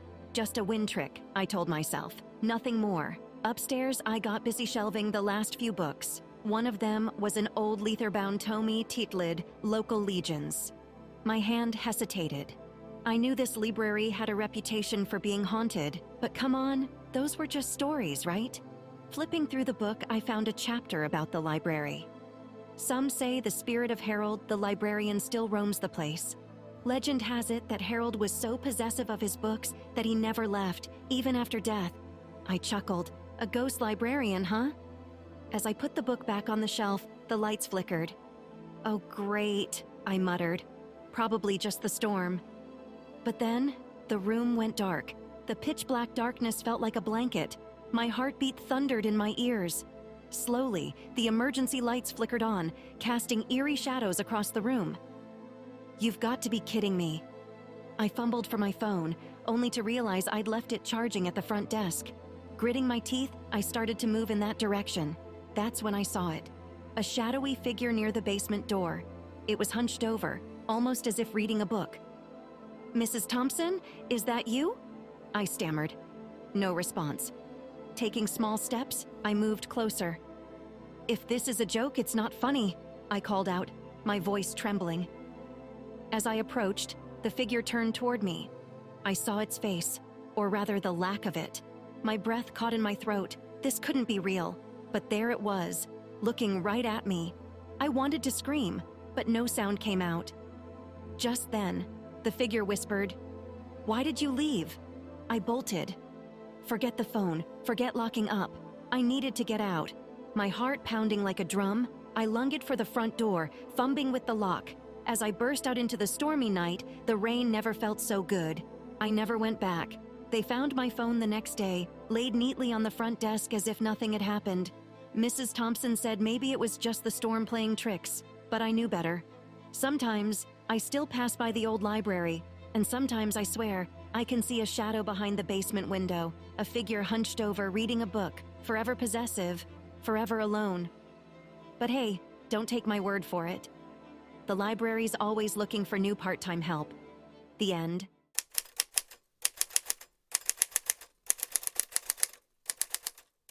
Let me tell you about the time I took a job as a night guard at the Edgemont Library. It was one of those old, towering buildings with creaky wooden floors and narrow hallways. At first, the idea seemed chill. I mean, who wouldn't want to get paid for wandering through a library all night? Turns out, I was in for way more than just keeping an eye on dusty books. My first night, the evening librarian, Margaret, gave me a tour. The place had its quirks. "Avoid the east wing on the 3rd floor," she told me, her eyes serious. "It's off limits. No one's allowed there. Understand?" "Yeah, sure. No problem," I said, thinking she was probably just a little eccentric. I mean, every old library has a ghost story or two, right? But the way she looked at me, it was like she was warning me about something real. Anyway, I shook it off. The first couple hours went by smoothly. The library was quiet except for the gentle hum of the AC and the occasional tick-tock from an antique clock in the main hall. I strolled through the rows of bookshelves, occasionally stopping to glance at some of the older leather-bound books. Pretty chill, right? That's when I heard it. A loud thud from upstairs. My heart skipped a beat. Okay, I told myself. It's an old building. Old buildings make noise. But another thud followed, and then another. They seemed deliberate. I grabbed my flashlight and headed upstairs, cautiously making my way through the dim hallways. The noise had come from the direction of the east wing, the one I was told to stay away from. Maybe some teenager had snuck in, or maybe there was an animal loose. Either way, I had to check it out. I approached the door to the east wing and took a deep breath. My hand hovered over the doorknob for what felt like an eternity. Finally, I turned it. The door creaked open, revealing a long, narrow corridor lined with towering bookshelves. A sense of dread washed over me, but I had to go in. As I walked deeper into the east wing, the air grew cold, like icy fingers wrapping around me. I could see my breath. The flashlight flickered, and I smacked it with my hand, cursing under my breath. Come on, not now.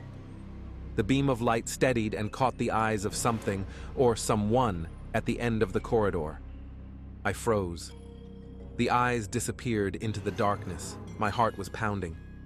I was about to turn and run when I heard footsteps. They were coming toward me. I shone the flashlight toward the sound, but there was nothing there. The footsteps stopped. I took a couple of deep breaths, trying to muster up the courage to move. That's when I felt it, a hand on my shoulder. I screamed, spinning around, but there was no one there. At this point, I didn't care about the job. I was getting out of there. I bolted, running down the corridor and through the maze of bookshelves. Just when I thought I was almost out, I skidded to a halt. There, blocking my way, was a tall figure in a tattered, old-fashioned suit. Its face was obscured by shadows, but I knew I was staring into the eyes I had seen earlier. "Who are you?" I stammered, my voice shaking.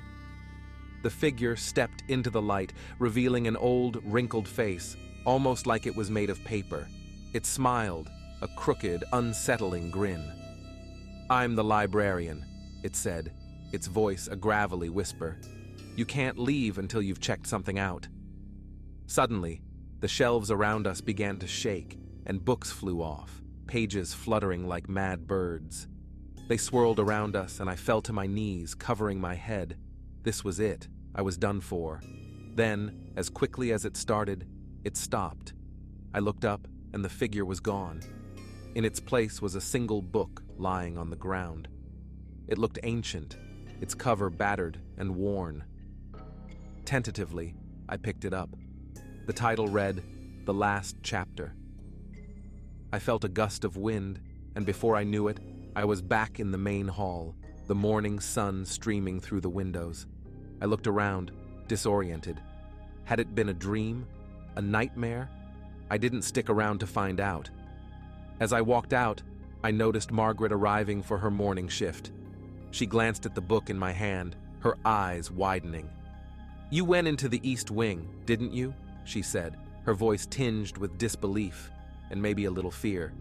I nodded, handing her the book. "I quit," I said, and walked out, vowing to never set foot in a library again. To this day, I still don't know what happened that night, but every so often, when the wind howls and the air turns cold, I find myself thinking about that library and the mysterious figure that called itself the librarian. And I can't shake the feeling that somewhere in the pages of an ancient book, my name is written in a chapter I never want to read.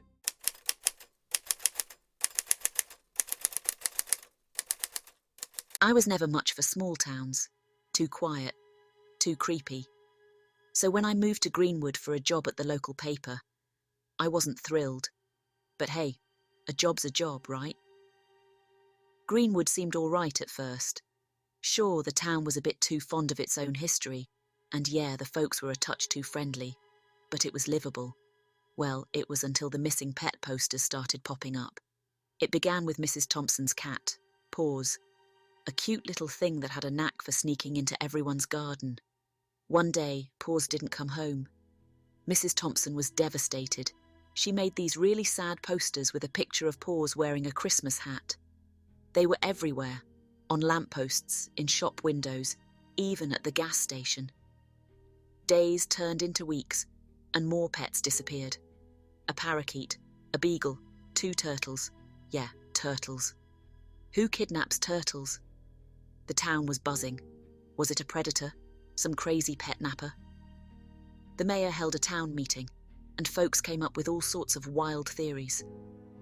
Old Man Jenkins, the local kook, even said it was the Greenwood Goblin coming back to haunt us. Most people laughed it off. I mean, a goblin?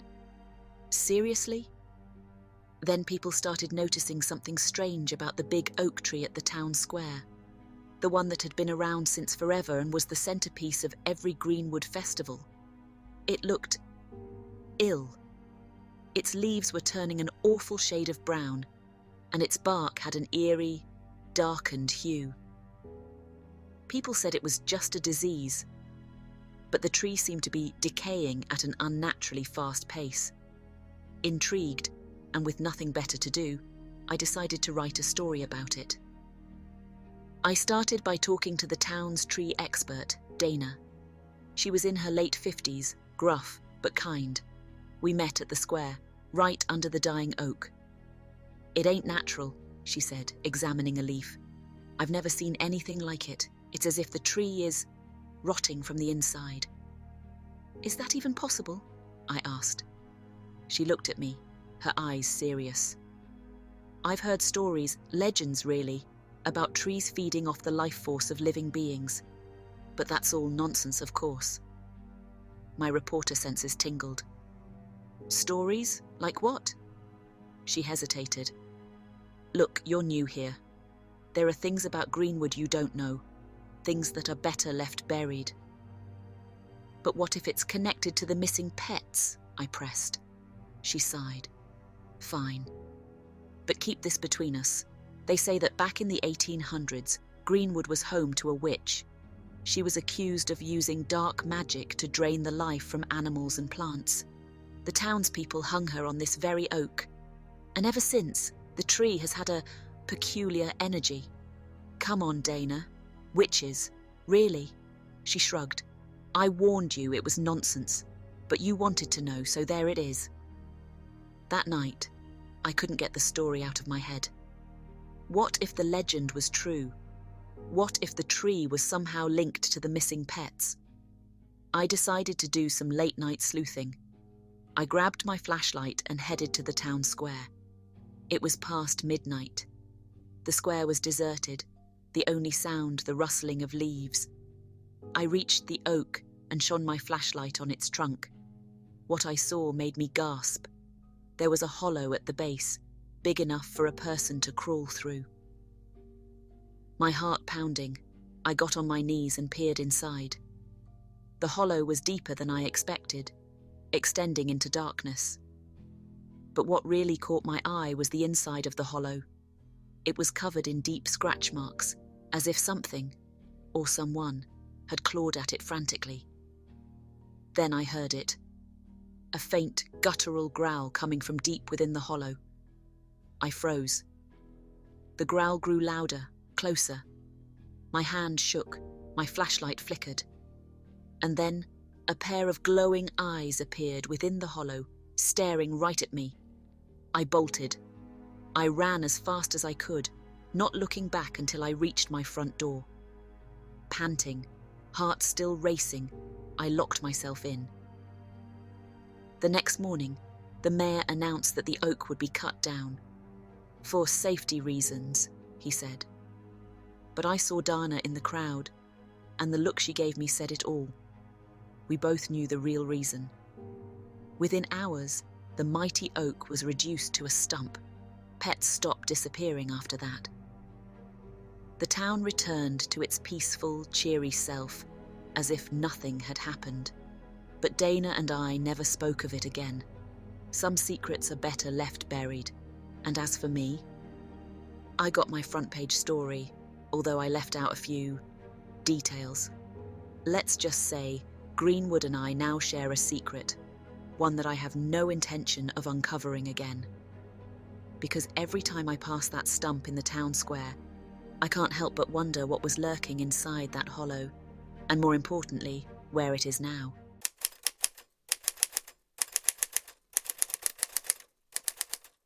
It was the summer of '97 and my family moved to Willow Creek, a small town where everybody knew everybody. At first glance, it seemed like a peaceful place, tucked away among rolling hills and thick woods.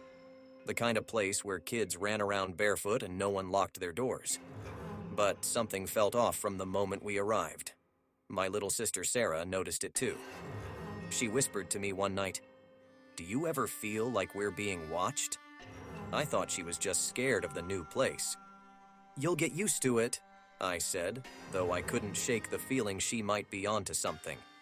Days turned into weeks, and the unease grew. It wasn't just us. I noticed our dog Max would growl at nothing, especially near a rundown shed at the far end of our yard. Like he was warning us about something invisible.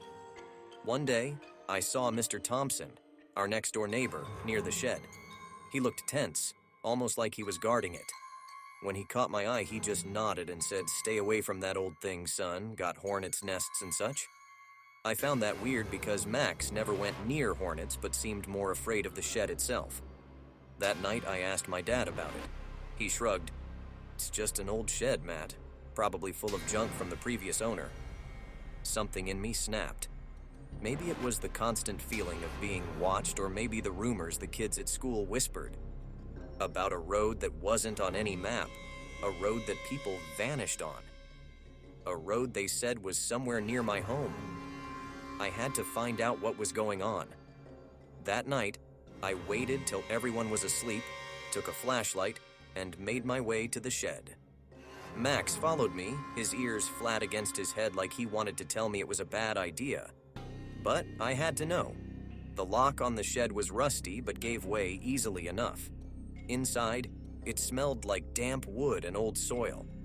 I shined my flashlight around, illuminating a pile of old boxes, some garden tools, and a door.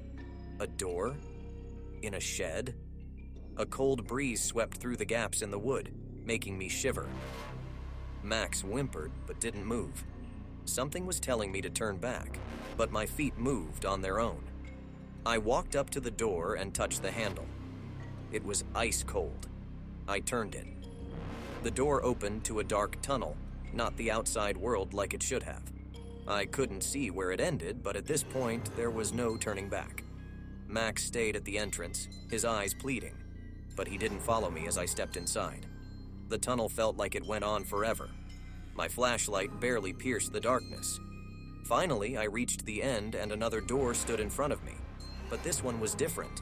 It was newer, sturdier, like it was hiding something important. Taking a deep breath, I opened it. I wish I hadn't.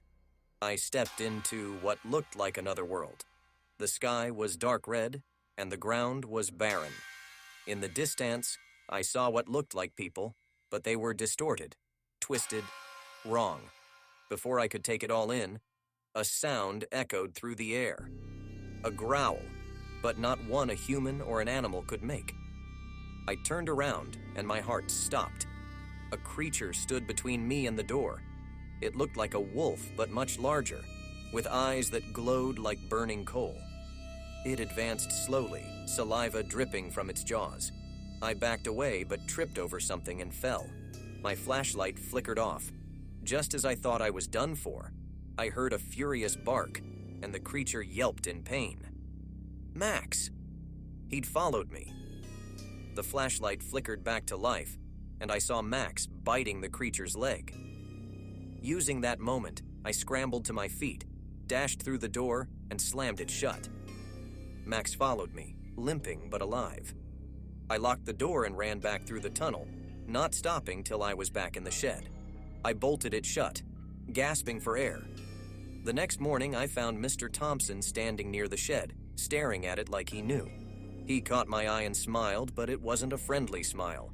It was a warning. Curiosity killed the cat, he said, but not you, I see.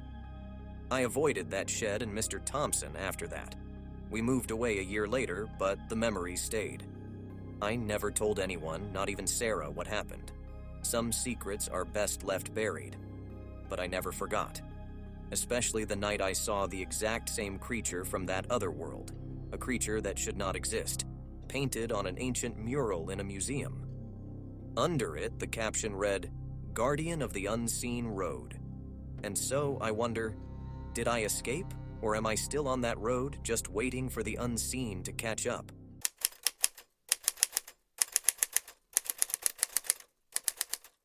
Do you ever live in a small town? Not the kind of place that shows up on a map, but is small enough that you know everyone, and everyone knows you. Well, that was Otter Creek for me. We had one grocery store, a rundown gas station, and rumors, lots of them. You know how it is. Folks have to have something to talk about when life is slow. But the strangest part was the cornfield, just outside the town. Nobody ever went near it after sundown, not if they were smart. People used to say it was haunted, filled with bad juju, whatever that means. Old man Jenkins, who'd lived here forever, always said, stay out of that field when the moon's out, unless you're keen on never coming back. So, obviously, that was precisely where I found myself one chilly October night. Don't judge, all right? Dare's a dare, especially when you're 17 and trying to impress Jenny Thompson, who's way out of your league. "Go in there, touch the scarecrow, and come back," she had said, her blue eyes sparkling with mischief and moonlight. I ain't no coward, so I took up the dare. Geared up with a flashlight and a false sense of bravado, I made my way to the cornfield, the stalks rustling ominously as if whispering secrets I wasn't meant to hear. The night was as dark as it gets, clouds masking the moon like a hooded villain. The beam from my flashlight danced around, creating shadows that looked like twisted faces. The scarecrow was in the middle of the field, just like always. He was dressed in ragged clothes, straw poking out from his sleeves. The creepy thing was his face, a sack with eye holes and a twisted, stitched-on smile. I reached out to touch it, my heart pounding louder than a bass drum at a rock concert. The moment my fingers brushed the rough fabric, I heard it, a soft, muted groan coming from below the ground. I yanked my hand back like it was on fire, my skin prickling with ice-cold fear. Was my mind playing tricks on me? Nah, couldn't be. With every ounce of courage I had left, I aimed my flashlight down at the base of the scarecrow. That's when I saw it. The ground was uneven, like something was pushing up from beneath. Shovels, rusty and old, were scattered around, half buried in the soil. The wind picked up, carrying a foul smell like rotting meat. It's funny how instincts kick in when you're terrified out of your mind. I turned and ran, never looking back. When I burst through the field's edge, I tripped and tumbled, but I didn't care. I was out. I looked back one more time, just in time to see the scarecrow's head turn ever so slightly, its stitched smile now stretched wider. No way, I thought, and ran back to where Jenny and the others were waiting. "You look like you've seen a ghost," Jenny said, laughing as she noticed my pale face. "Yeah, well, let's just say I won't be going back in there anytime soon," I replied, forcing a shaky smile. Time passed, but I couldn't shake off the feeling that something was terribly wrong. I couldn't keep this to myself any longer. I had to find out what was going on. With a heavy heart, I went to the one person who knew this town inside out, Old Man Jenkins. He listened quietly as I told him what happened, his face going paler with each word. Finally, he spoke, his voice shaky. "The scarecrow ain't just straw and fabric, son. It's a guardian, keeping something in that field at bay, something evil. Every now and then it gets restless, hungry, and the scarecrow weakens. We give it something to keep it satiated. What did you touch, boy? What did you touch?" "Wait, give it something?